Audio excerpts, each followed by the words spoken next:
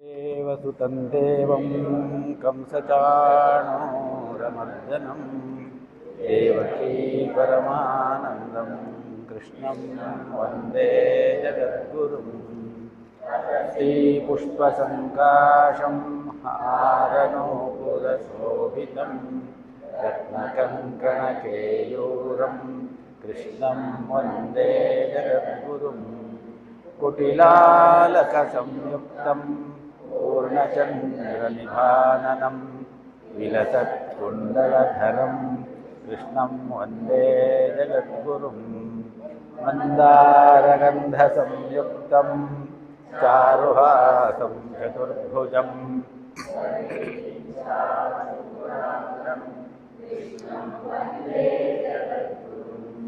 उत्फुल्लपद्मपत्राक्षं नीलजीमूतसन्निभं यादवानां शिरोरत्नं कृष्णं वन्दे जगद्गुरुं रुक्मिणीकेलिसंयुक्तं ताम्बरसुशोभितं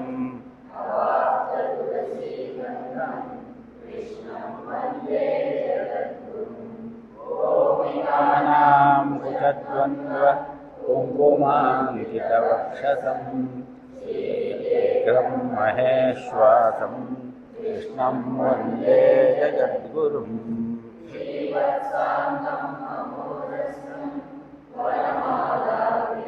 हितं शङ्खचक्रधरं देवं कृष्णं वन्दे जगद्गुरुं अष्टकमिदं पुण्यं यः भक्तरुद्धाय यः पठेत्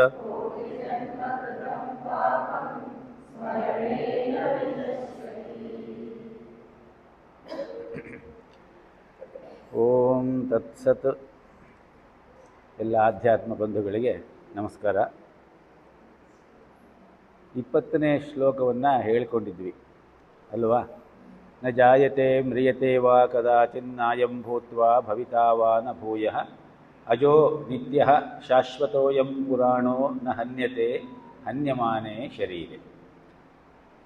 21ನೇ ಶ್ಲೋಕ ಚಾಂಟ್ ಮಾಡೋಣ ಒಂದ್ಸರಿ, ಆಮೇಲೆ ಅದರ ವಿವರಣೆ ನೋಡೋಣ. ವೇದ ವಿನಾಶಿನಂ ನಿತ್ಯಂ ಯ ಏನಮಜಮವ್ಯಯಂ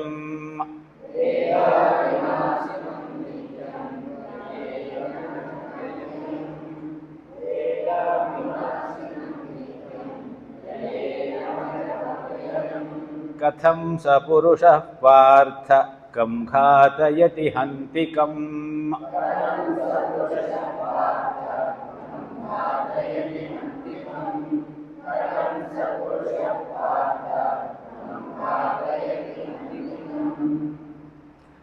ವೇದ ವಿನಾಶಿನಂ ನಿತ್ಯಂ ಯ ಏನಮಜಮವ್ಯಯಂ ಕಥಂ ಸ ಪುರುಷಃ ಪಾರ್ಥ ಕಂ ಘಾತಯತಿ ಹಂತಿಕಂ.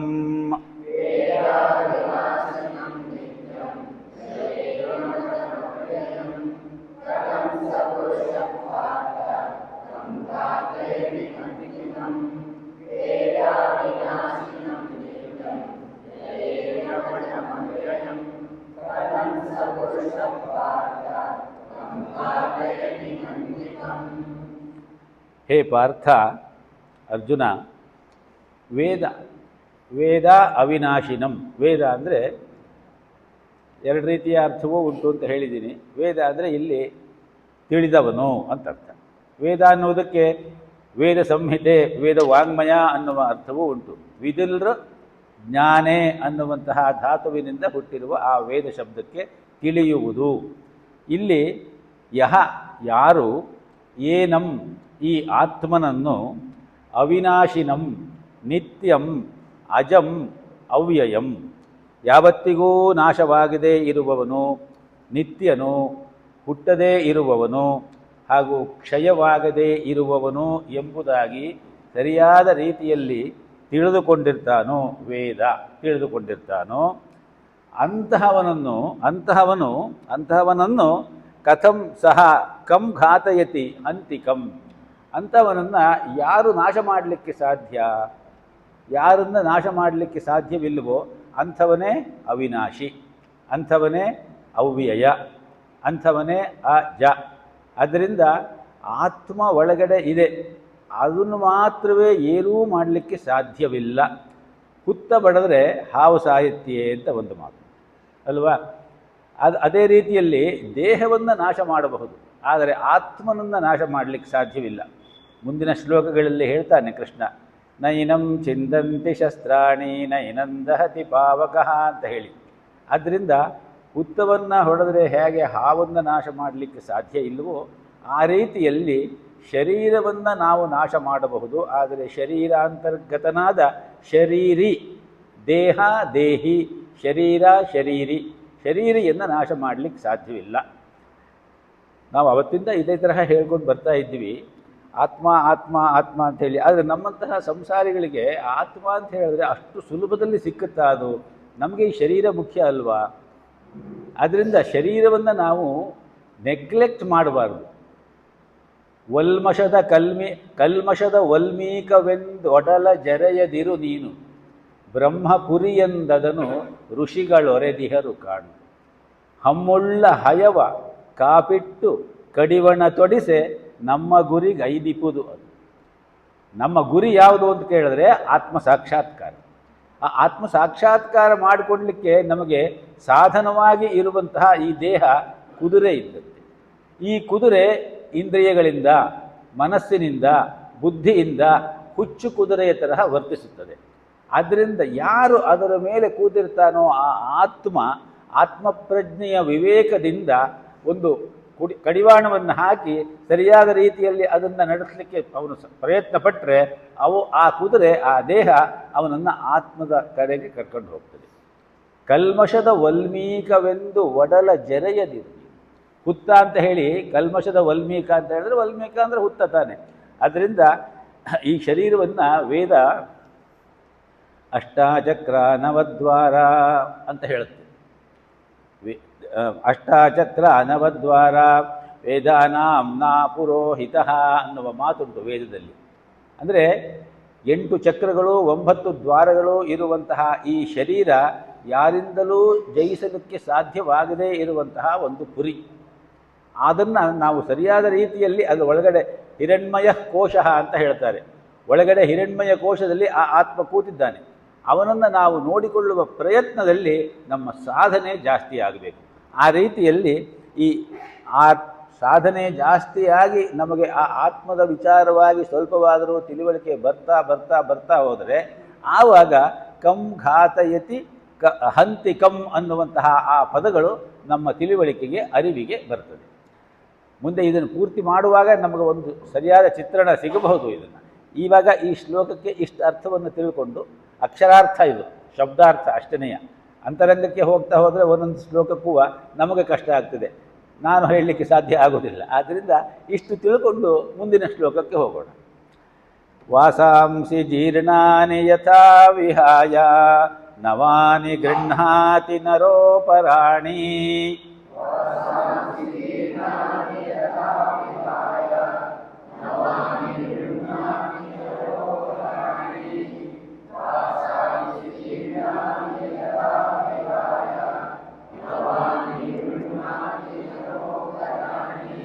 ತಥಾ ಶರೀರಾಣಿ ವಿಹಾಯ ಜೀರ್ಣಾನ್ಯನ್ಯಾನಿ ಸಂಯಾತಿ ನವಾನಿ ದೇಹಿ.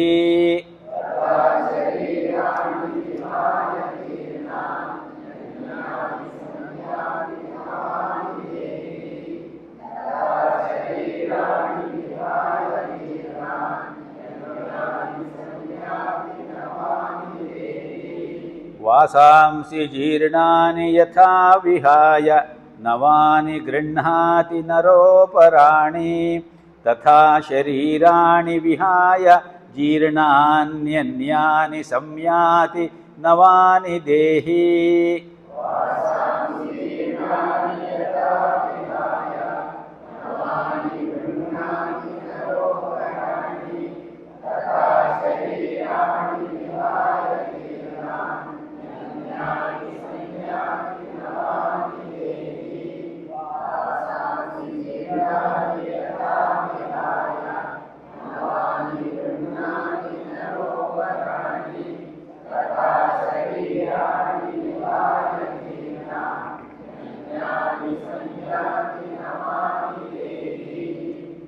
ಶ್ಲೋಕಾರ್ಥಗಳು ಹೀಗಿದೆ. ಜೀರ್ಣಾನಿ ವಾಸಾಂಸಿ ಯಥಾ ವಿಹಾಯ. ವಾಸ ಅಂತ ಹೇಳಿದ್ರೆ ಬಟ್ಟೆ, ಎಲ್ಲ ಗೊತ್ತಿದೆ. ಹಳೆಯ ಬಟ್ಟೆಯನ್ನು ಬಿಟ್ಟುಬಿಟ್ಟು ಹೇಗೆ ಬಿಟ್ಟುಬಿಟ್ಟು ಯಥಾ ವಿಹಾಯ ನರಹ ಮನುಷ್ಯನಾದವನು ಅಪರಾಣಿ ನವಾನಿ ಗೃಹ್ಣಾತಿ, ಬೇರೆಯ ಹೊಸ ಬಟ್ಟೆಯನ್ನು ತೆಗೆದುಕೊಳ್ತಾನೋ, ತಥಾ ಅದೇ ರೀತಿಯಲ್ಲಿ ಜೀರ್ಣಾನಿ ಶರೀರಾಣಿ ವಿಹಾಯ, ಜೀರ್ಣವಾದ ಶರೀರಗಳನ್ನು ಬಿಟ್ಟು ದೇಹಿ, ದೇಹಿ ಅಂದರೆ ಏನು? ಆತ್ಮ. ದೇಹ ಅನ್ನುವುದು ಬಾಹ್ಯ ಫಿಸಿಕಲ್ಲು, ದೇಹಿ ಅನ್ನುವುದು ಚೈತನ್ಯ. ಈ ಆತ್ಮ ವಸ್ತು ಅಂತ ಹೇಳುವುದು ಅನ್ಯಾನಿ ನವಾನಿ ಸಂಯಾತಿ, ಹೊಸದಾದ ಇನ್ನೊಂದು ಶರೀರವನ್ನೇ ತೆಗೆದುಕೊಳ್ತದೆ. ಈ ಶ್ಲೋಕದಲ್ಲಿ ಕೃಷ್ಣ ಎಷ್ಟು ಸರಳಗೊಳಿಸಿಬಿಟ್ಟಿದ್ದಾನೆ ನೋಡಿ ಸಾವನ್ನು. ನಮಗೆ ಸಾವು ಅಂತ ಹೇಳಿದ್ರೆ ಏನೋ ಒಂದು ರೀತಿಯ ಭಯ, ಕ್ರೌರ್ಯ, ಇನ್ನೂ ಏನೇನೋ ಭಾವನೆಗಳು, ತಲ್ಲಣ, ವಿಷಾದ ಇತ್ಯಾದಿಗಳು ಬರ್ತದೆ. ಆದರೆ ಕೃಷ್ಣ ಬಹಳ ಸರಳವಾಗಿ ಹೇಳ್ತಾನೆ. ಹಳೆ ಬಟ್ಟೆಯನ್ನು ನಾವು ಹರಿದೋಗಿರೋ ಎಷ್ಟೋ ದಿವಸ ಹಾಕಿ ಸ್ವಲ್ಪ ಜೀರ್ಣವಾದ ಬಟ್ಟೆಯನ್ನು ತೆಗೆದುಹಾಕಿ ಬೇರೆ ಹೊಸ ಬಟ್ಟೆಯನ್ನು ತೆಗೆದುಕೊಳ್ಳುವಾಗ ನಮಗೆ ಅಯ್ಯೋ ಈ ಹಳೆ ಬಟ್ಟೆಯನ್ನು ಬಿಸಿ ಹಾಕಬೇಕಲ್ಲ ಅಂತ ಅನಿಸುತ್ತಾ? ಇಲ್ಲ. ವಿಪರೀತವಾದಂತಹ ಕೆಲವೊಮ್ಮೆ ಮೋಹದಿಂದ ಒಂದು ಶರ್ಟನ್ನೋ ಒಂದು ಸ್ವೆಟರನ್ನೋ ಅಥವಾ ಇನ್ನೇನೋ ಒಂದು ಶಲ್ಯವನ್ನೋ ಇಟ್ಕೊಂಡಿರೋರು ಅದು ಹರಿದು ಹೋದರೂ ಕೂಡ ನೆರಿಗೆಯನ್ನು ಒಳಗಡೆಗೆ ಮಾಡಿ ಅದನ್ನೇ ಹಾಕ್ಕೊಳ್ತಾ ಇರ್ತಾರೆ. ತಲೆಪಾಗಿನ ಒಳಕೊಳಕ ಪಂಚೆ ನಿರಿ ಒಳ ಹೊರಕ ತಿಳಿಸುವೆಯ ನೀನು ರಜಕಂಗಲ್ಲದೆ ಲೋಗರಿಂಗೆ ಅಂತ ಒಂದು ಮಾತನ್ನು ಮೊನ್ನೆ ಹೇಳ್ಕೊಂಡಿದ್ವಲ್ಲ, ಆ ರೀತಿಯಲ್ಲಿ ಆ ನೆರಿಗೆ ಒಳಗೆ ಬರುವಂಗೆ ಹರಿದು ಹೋದ ಭಾಗವನ್ನು ಮೇಲ್ಗಡೆಗೆ ಸರಿಯಾದ ರೀತಿಯಲ್ಲಿ ಹಾಕ್ಕೊಳ್ತೀವಿ. ಆದರೆ ಸಹಜವಾಗಿ ನಮಗೆ ಹಳೆಯ ಬಟ್ಟೆಯನ್ನು ತೆಗೆದು ಬಿಸಿಡುವಾಗ ಯಾವ ರೀತಿಯ ಮನಸ್ಸಿಗೂ ವೇದನೆ ಬರೋದಿಲ್ಲ. ನಾವು ಅದನ್ನು ಸಹಜವಾಗಿ ಮಾಡ್ತೀವಿ. ಅದೇ ರೀತಿಯಲ್ಲಿ ಆತ್ಮ ತನ್ನ ಈ ಶರೀರವನ್ನು ಬಿಟ್ಟು, ಜೀರ್ಣವಾದ ಶರೀರವನ್ನು ಬಿಟ್ಟು ಸರಿಯಾದ ರೀತಿಯಲ್ಲಿ ಇರುವ ಇನ್ನೊಂದು ಹೊಸ ಶರೀರವನ್ನು ತೆಗೆದುಕೊಳ್ಳುತ್ತೆ. ಈ ಶರೀರ ತೆಗೆದುಕೊಳ್ಳೋದಿದೆಯಲ್ಲ, ಇದು ಹೇಗೆ ಅಂತ ಕೇಳಿದ್ರೆ ಹಾವು ಪೊರೆ ಬಿಡೋದು ಅಂತ ಹೇಳ್ತಾರೆ, ಗೊತ್ತಲ್ವಾ? ಹಾವು ಪೊರೆ ಬಿಡೋದು ನೋಡಿದ್ದೀವಲ್ಲ ನಾವು. ಅದನ್ನು ಆ ಪೊರೆ ಬಿಡುವಾಗ ಅದು ಅದರ ಒಳಗಡೆಗೆ ಇನ್ನೊಂದು ಲೇಯರ್ ಪೊರೆ ಅದಾಗಲೇ ಸೂಕ್ಷ್ಮವಾಗಿ ಸಿದ್ಧವಾಗಿ ಬಿಟ್ಟಿರುತ್ತೆ. ಅದೇ ರೀತಿ ನಮಗೂ ಕೂಡ ನಮ್ಮ ಕರ್ಮದ ಪ್ರಕಾರವಾಗಿ ಯಾವುದೋ ಒಂದು ಶರೀರ ಆಗಲೇ ಸಿದ್ಧವಾಗಿದೆ, ನಮಗೆ ಗೊತ್ತಿಲ್ಲ. ಆದರೆ ಕರ್ಮ ಹೇಗೆ ಆಗುತ್ತೆ ಅಂತ ಹೇಳುವುದರ ಮೇಲೆ ಆ ಶರೀರ ಸಿದ್ಧವಾಗುತ್ತೆ. ಅದರಿಂದ ನಾವು ಅದರ ಬಗ್ಗೆ ಯೋಚನೆ ಮಾಡಬೇಕಾಗಿಲ್ಲ. ಇದು ಹೇಗೆ ಅಂತ ಕೇಳಿದ್ರೆ, ಒಂದು ಕೀಟ ತೆವಳ್ಕೊಂಡು ಹೋಗ್ತಾ ಇರುತ್ತೆ, ಮುಂದಿನ ಆ ಒಂದು ಕಾಲನ್ನು ಸರಿಯಾಗಿ ಊರಿದ ಮೇಲೆ ಹಿಂದಿನ ಕಾಲನ್ನು ತೆಗೆಯುತ್ತೆ. ಅದೇ ರೀತಿ ನಾವು ಏಣಿ ಹತ್ತುತ್ತಾ ಇರ್ತೀವಿ. ಏಣಿಯನ್ನು ಹತ್ತುವಾಗ ಕೆಳಗಡೆ ಎರಡೂ ಕಾಲಿರುತ್ತೆ, ಕೆಳಗಡೆಯ ಆ ಅಣೆಯಲ್ಲಿ ಒಂದು ಹೆಜ್ಜೆಯನ್ನು ಮೇಲಿಟ್ಟು ಅದು ಭದ್ರವಾಗಿದೆ ಅಂತ ಆದಮೇಲೆ ಇನ್ನೊಂದು ಹೆಜ್ಜೆಯನ್ನು ತೆಗೆದು ಮೇಲಿಡ್ತೀವಲ್ಲ, ಹಾಗೆ ಈ ಶರೀರ ಅದೇ ರೀತಿಯಲ್ಲಿ ಮುಂದಿನದನ್ನು ಭದ್ರ ಮಾಡಿಕೊಳ್ತಾ ಹೋಗುತ್ತೆ. ಅದರಿಂದಲೇ ಮನುಷ್ಯ ಒಬ್ಬ ಇಲ್ಲ ಅಂತಾದಾಗ ಅವನಿಗೆ ಸದ್ಗತಿ ಅಂತ ಹೇಳ್ತೀವಿ ನಾವು. ಈ ರಿಪ್ ಅನ್ನುವ ಮಾತು ಪ್ರಯೋಜನವಿಲ್ಲ ಅಂತ ಹೇಳಿ ಸುಮಾರು ಸಾರಿ ನಾವು ಹೇಳ್ಕೊಂಡಿದ್ದೀವಿ ಅಲ್ವಾ.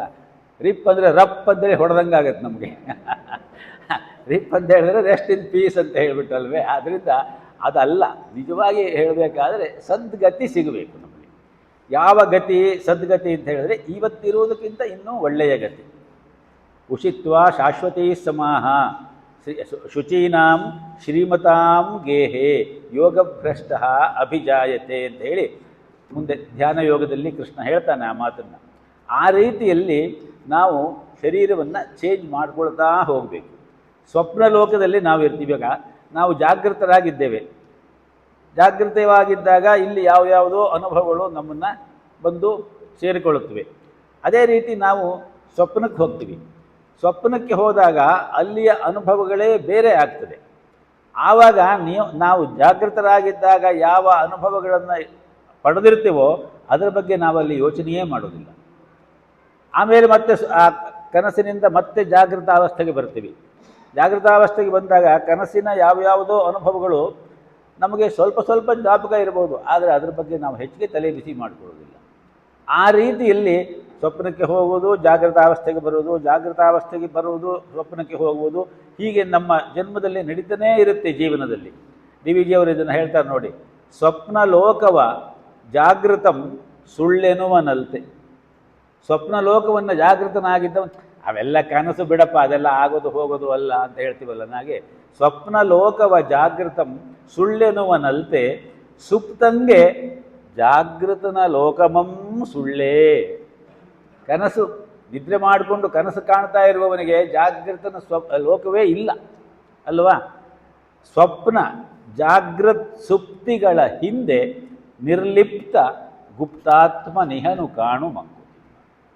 ಜಾಗೃತಿ, ಸ್ವಪ್ನ, ಜಾಗೃತಿ, ಸುಷುಪ್ತಿ ಈ ಮೂರೂ ಅವಸ್ಥೆಗಳ ಹಿಂದೆ ನಿರ್ಲಿಪ್ತನಾಗಿ ಗುಪ್ತಾತ್ಮನೊಬ್ಬ ಇದ್ದಾನೆ ನಮ್ಮ ಶರೀರದಲ್ಲಿ.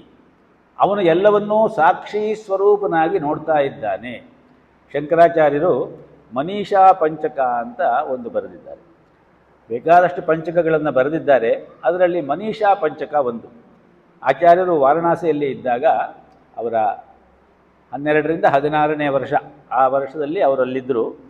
ಅವರು ತಮ್ಮ ಶಿಷ್ಯರ ಜೊತೆಯಲ್ಲಿ ಒಂದು ದಿವಸ ಕಾಶಿಯ ಗಂಗಾ ನದಿಯಲ್ಲಿ ಸ್ನಾನ ಮಾಡಿಕೊಂಡು ವಿಶ್ವನಾಥನ ದರ್ಶನಕ್ಕಾಗಿ ಹೋಗ್ತಾ ಇದ್ರಂತೆ. ಮಡಿಮಡಿಯಾಗಿ ಸ್ನಾನ ಮಾಡಿಕೊಂಡು ಬಟ್ಟೆ ಎಲ್ಲ ಹಾಕ್ಕೊಂಡು ಶಿಷ್ಯರ ಜೊತೆಯಲ್ಲಿ ಹೋಗ್ತಾ ಇರುವಾಗ ಇವರು ಬೋಧನೆ ಮಾಡುವಂತಹ ಅದ್ವೈತ ತತ್ವ ಇವರ ಮನಸ್ಸಿಗೆ ಎಷ್ಟರ ಮಟ್ಟಿಗೆ ಬಂದಿದೆ ಅಂತ ಹೇಳುವುದನ್ನು ಪರೀಕ್ಷೆ ಮಾಡಬೇಕು ಅಂತ ವಿಶ್ವನಾಥನಿಗೆ ಅನ್ನಿಸ್ತಂತೆ, ಕಾಶಿಯ ವಿಶ್ವನಾಥನಿಗೆ. ಆವಾಗ ಅವನೇನು ಮಾಡ್ತಾನಂತೆ, ಚಾಂಡಾಲ ವೇಷದಲ್ಲಿ 4 ನಾಯಿಗಳನ್ನು ಹಿಡ್ಕೊಂಡು ಅವರ ಎದುರುಗಡೆ ಬರ್ತಾನಂತೆ. ಕಾಶಿಯನ್ನು ಎಲ್ಲರೂ ನೋಡಿದ್ದೀವಿ ನಾವು, ಎಷ್ಟು ಕಿರಿದಾದ ಗಲ್ಲಿಗಳು.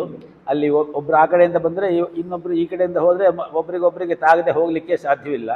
ಶಂಕರಾಚಾರ್ಯರಿಗೆ ಮಡಿಯಾಗಿ ಬರ್ತಾ ಇದ್ದೀನಿ, ಇವನು ಬಂದ್ಬಿಟ್ನಲ್ಲ ಅಂತ ಹೇಳ್ಬಿಟ್ಟು ಗಚ್ಚ ಗಚ್ಚ ಅಂತ ಹೇಳ್ಬಿಟ್ಟು ಹೇಳ್ತಾರಂತೆ ಶಂಕರಾಚಾರ್ಯರು. ದೂರ ಹೋಗು ಅಂತ ಹೇಳಿ ಆ ಚಾಂಡಾಲನಿಗೆ. ಆವಾಗ ಕೇಳ್ತಾನಂತೆ ಆ ಚಾಂಡಾಲ, ಅನ್ನಮಯಾದ್ ಅನ್ನಮಯಂ ಅಥವಾ ಚೈತನ್ಯಮೇವ ಚೈತನ್ಯಾತು ದ್ವಿಜವರ ದೂರೀಕರ್ತುಂ ವಾಂಛಸಿ ಕಿಂ ಗಚ್ಚ ಗಚ್ಚೇತಿ ಅಂತ ಕೇಳ್ತಾರೆ. ಯಾರು ಕೇಳ್ತಾ ಇರೋದು? ಚಾಂಡಾಲ. ಸೋಪಿ ಶಂಕರ ಚಾಂಡಾಲ ವೇಷಧರ ಪುನಃ ಪ್ರಾಹ ಶಂಕರಂ ಪ್ರತಿ ಅಂತ ಹೇಳಿ ಬರುತ್ತೆ ಅದು. ಆ ಚಾಂಡಾಲನೂ ಕೂಡ ಶಂಕರನೇ. ಅವನು ಶಂಕರಾಚಾರ್ಯರಾದ ಶಂಕರನನ್ನು ಕುರಿತು ಕೇಳ್ತಾನೆ.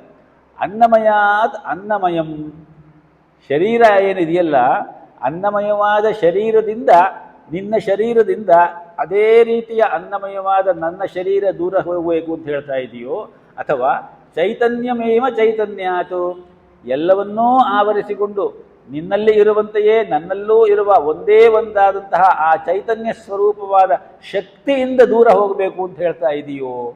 ದ್ವಿಜವರ ದೂರೀಕರ್ತುಂ ವಾಂಛತಿ ಕಿಂ ಬ್ರೂಹಿ, ಯಾವುದನ್ನು ದೂರ ಹೋಗಬೇಕು ಅಂತ ಹೇಳ್ತಾ ಇದೀಯ ನೀನು? ಶರೀರ ಹೋಗಬೇಕು, ಆತ್ಮ ಹೋಗಬೇಕು. ಆವಾಗ ಶಂಕರಾಚಾರ್ಯರಿಗೆ ಒಂದು ಸಲ ಕಣ್ಣು ಮುಚ್ಚಿಕೊಳ್ತಾರಂತೆ, ಗೊತ್ತಾಗುತ್ತೆ ಅವರಿಗೆ ಸಾಕ್ಷಾತ್ ವಿಶ್ವನಾಥನೇ ಕೇಳ್ತಾ ಇದ್ದಾನೆ ಅಂತ. ಎಷ್ಟಾದರೂ ಶಂಕರಾಚಾರ್ಯರು ಸೌತ್ನಿಂದ ಹೋದವರು. ಸೌತ್ನವರಿಗೆ ಮಡಿ ಜಾಸ್ತಿ, ಅವರಿಗೆ ಉತ್ತರದಲ್ಲಿ ಮಡಿ ಇಲ್ಲ, ಅವರಿಗೆ ಎಲ್ಲ ಭಕ್ತಿಯೇ ವಿಶೇಷ. ನಮಗೆ ಸ್ವಲ್ಪ ಮಡಿ. ನಮ್ಮ ಸ್ನಾನದ ಟವಲ್ಲೋ ಅಥವಾ ಪಾಣಿ ಪಂಚೆಯೋ ಕಾಫಿ ಕಲರ್ ಬಂದರೆ ಅದು ಸರಿಯಾದ ಮಡಿ ಅಂತ ಅರ್ಥ ಅಂತ ಒಂದು ಮಾತುಂಟು ನಮ್ಮಲ್ಲಿ. ಆ ತರಹ ಅದು ಯಾಂತ್ರಿಕವಾಗಿ ನಾವು ಮಾಡ್ತೀವಿ.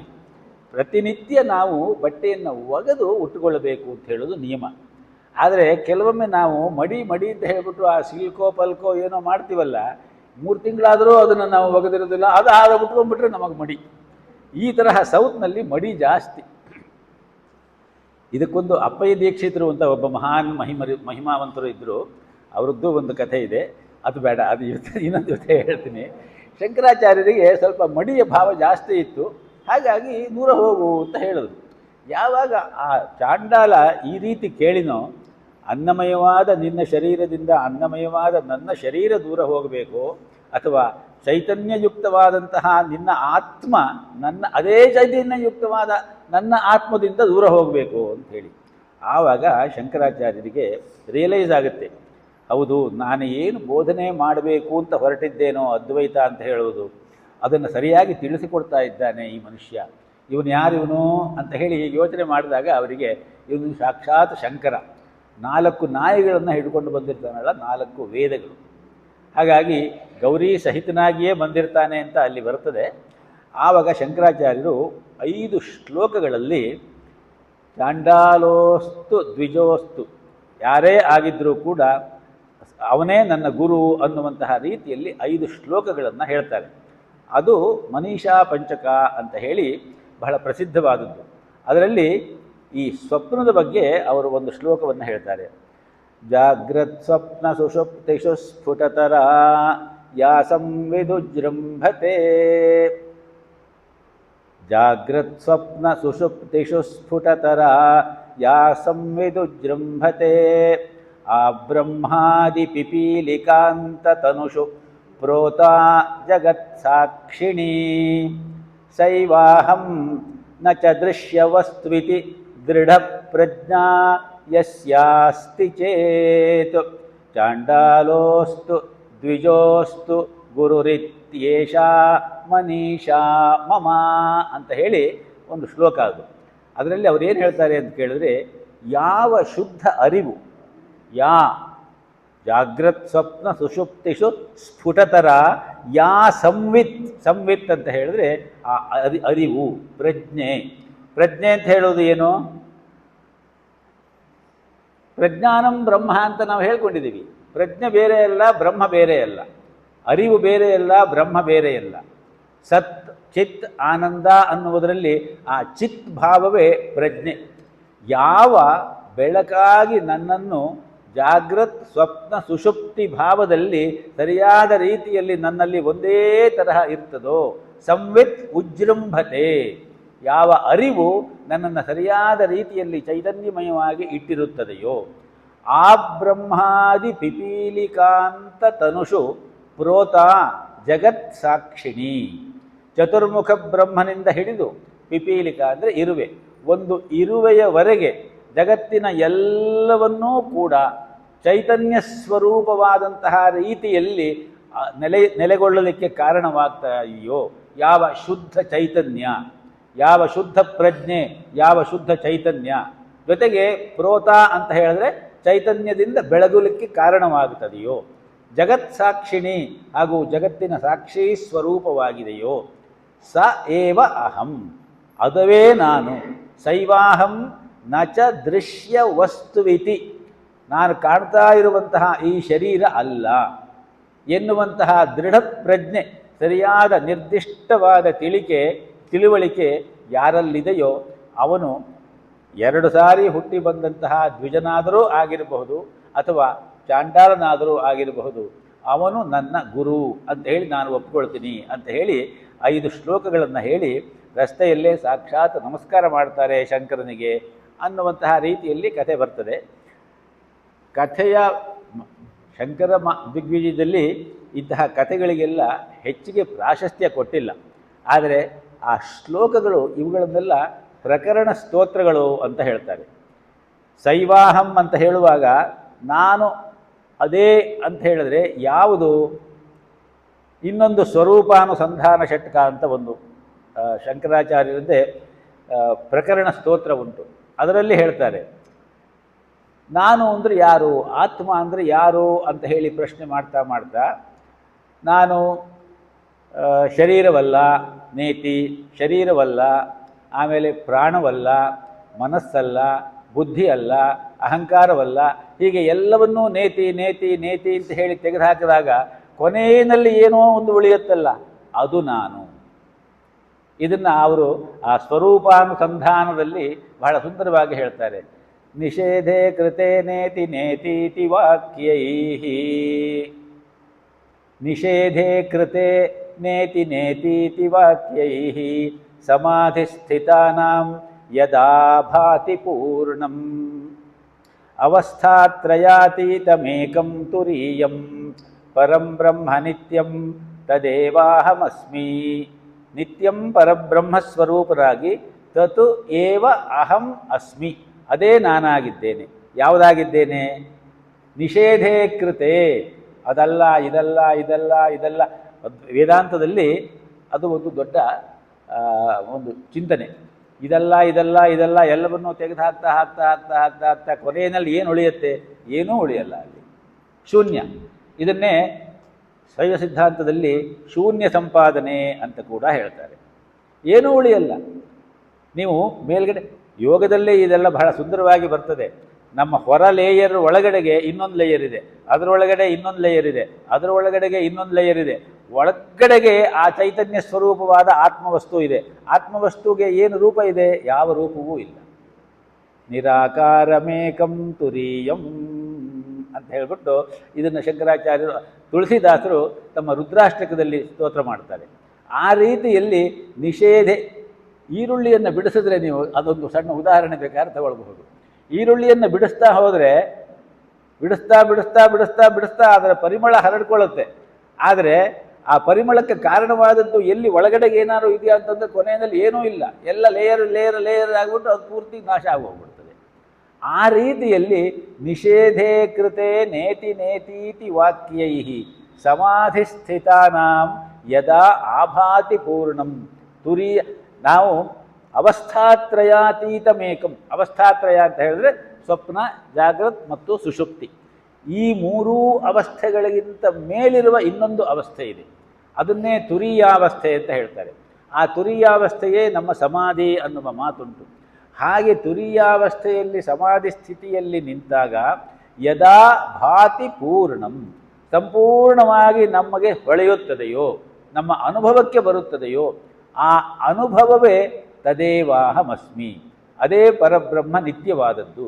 ಆ ರೀತಿಯಲ್ಲಿ ಈ ಸ್ವಪ್ನ, ಜಾಗೃತ್, ಸುಷುಪ್ತಿ ಈ ಮೂರೂ ಅವಸ್ಥೆಯಲ್ಲಿ ಒಂದೇ ರೀತಿಯಲ್ಲಿ ನಮ್ಮ ಜೊತೆಯಲ್ಲಿ ಅದು ಇರ್ತದೆ ಅನ್ನುವಂತಹ ಮಾತನ್ನು ಈ ಶ್ಲೋಕಕ್ಕೆ ಅರ್ಥವನ್ನು ಹೇಳುವಾಗ ನಾವು ಮನಸ್ಸಿನಲ್ಲಿ ಇಟ್ಟುಕೊಳ್ಬೇಕು ಅಂತ ಹೇಳ್ತಾರೆ.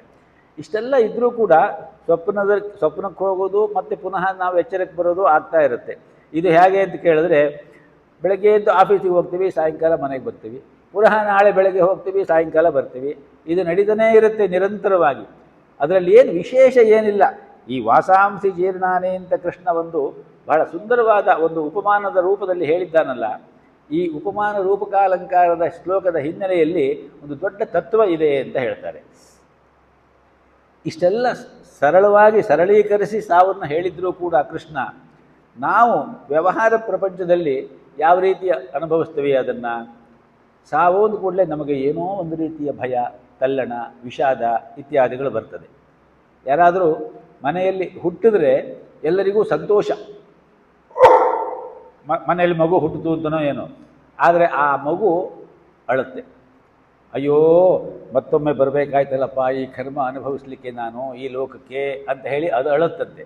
ಆದರೆ ಅದರ ಸುತ್ತ ಇರುವವರೆಲ್ಲ ನಮ್ಮ ಮನೆಯಲ್ಲಿ ಒಂದು ಮಗು ಹುಟ್ಟಿತು ಅಂತ ಹೇಳಿ ಸಂತೋಷ ಪಡ್ತಾರೆ. ಅದೇ ಮಗು ಬೆಳೆದು ದೊಡ್ಡದಾಗಿ ಅನುಭವಿಸಬಾರದನ್ನೆಲ್ಲ ಅನುಭವಿಸಿ ಕೊನೆಯಲ್ಲಿ ತನ್ನ ದೇಹವನ್ನು ಬಿಟ್ಟು ಇಲ್ಲಿಂದ ಹೋಗುವಾಗ ಸಮಾಧಾನವಾಗಿ ಶಾಂತಿಯಿಂದ ನಿಟ್ಟುಸಿರಿನಿಂದ ಹೋಗುತ್ತಂತೆ ಅದು. ಆವಾಗ ಅದರ ಸುತ್ತ ಸೇರಿದವರೆಲ್ಲ ಬಾಯಿ ಪಡ್ಕೊಂಡು ಹೇಳ್ತಾರೆ. ಇದು ಅದೇ ವೈರುಧ್ಯ ಜೀವನದಲ್ಲಿ.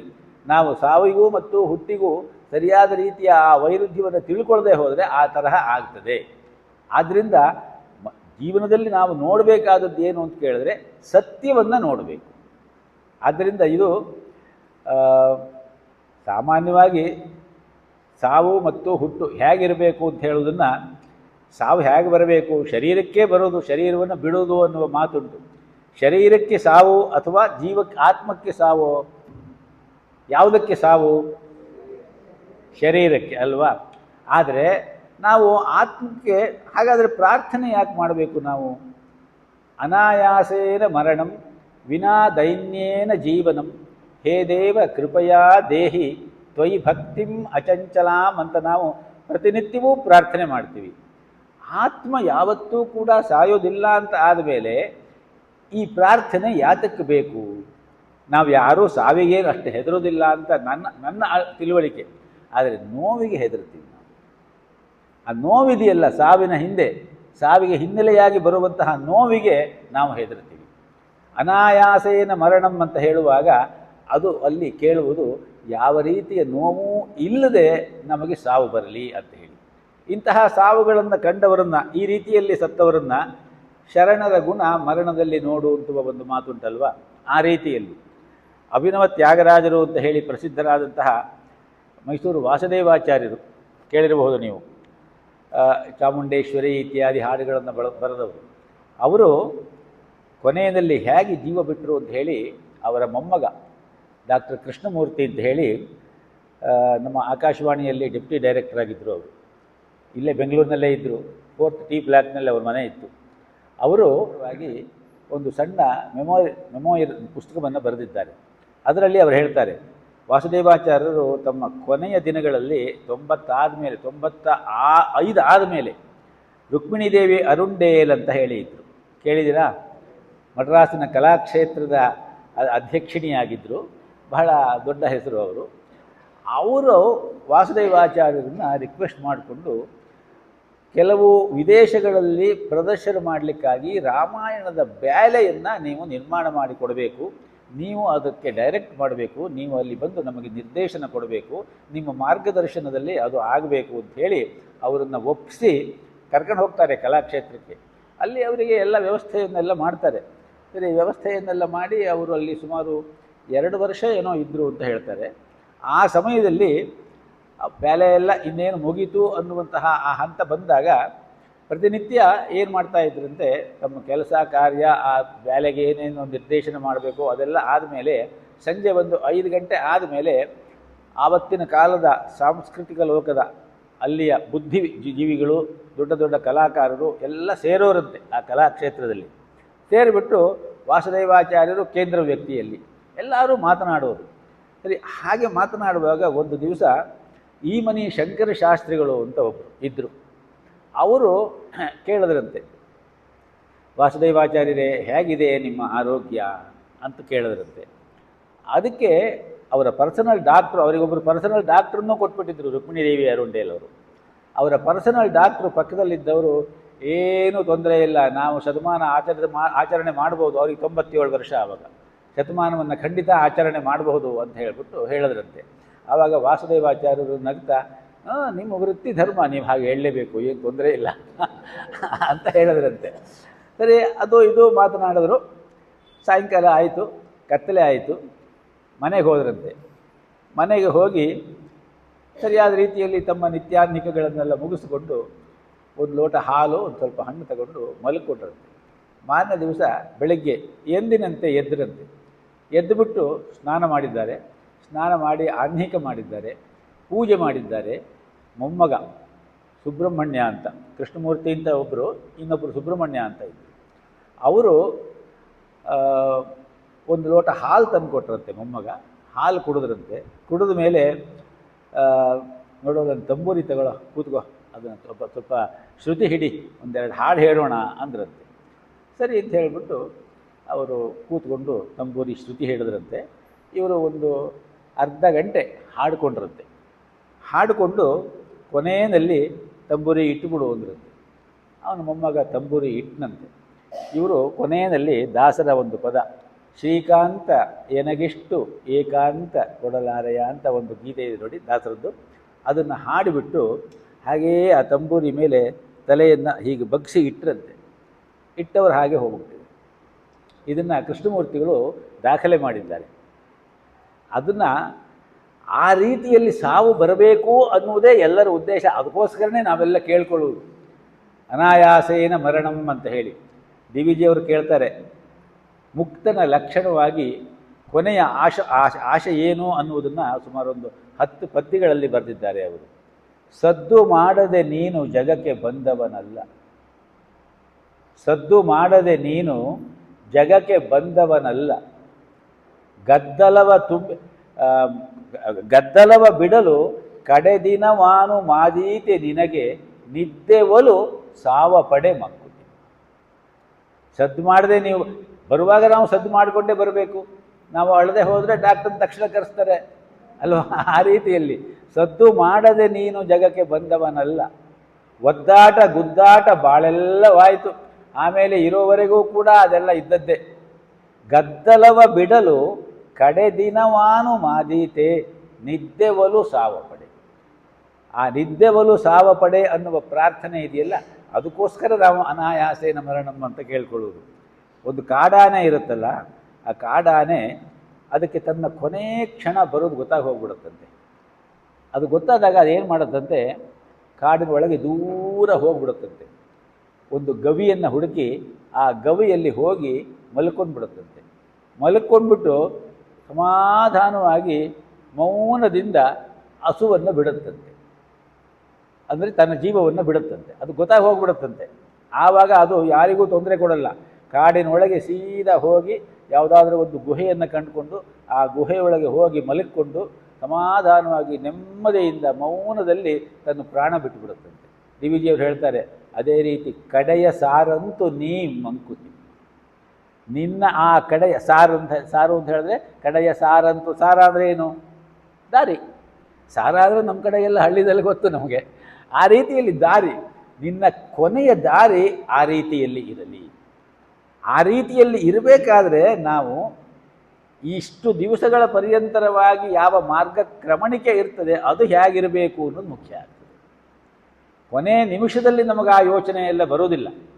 ಆದ್ದರಿಂದಲೇ ನಮಗೆ ಆ ಸಾಧನೆಯ ನೆಲೆಯಲ್ಲಿ ಇಂಥದ್ದನ್ನೆಲ್ಲ ಮತ್ತೆ ಮತ್ತೆ ಮತ್ತೆ ಮತ್ತೆ ಯೋಚನೆ ಮಾಡ್ತಾ ಹೋದಾಗ ನಮ್ಮ ಮನಸ್ಸಿಗೆ ಒಂದು ಸರಿಯಾದ ಒಂದು ಮಾರ್ಗ ಸಿಗುತ್ತೆ. ಆ ರೀತಿಯಲ್ಲಿ ಹೋಗಬೇಕು ಅಂತ ಹೇಳಿ ಅದಕ್ಕೋಸ್ಕರ ಇಂತಹ ಶ್ಲೋಕಗಳನ್ನು ಮತ್ತೆ ಮತ್ತೆ ಹೇಳಿಕೊಳ್ಬೇಕು ಅಂತ ಹೇಳ್ತಾರೆ. ರಂಗನಾಥಾನಂದಜಿ ಈ ಶ್ಲೋಕಕ್ಕೆ ತುಂಬ ಸುಂದರವಾಗಿ ವಿವರಣೆಯನ್ನು ಕೊಡ್ತಾರೆ.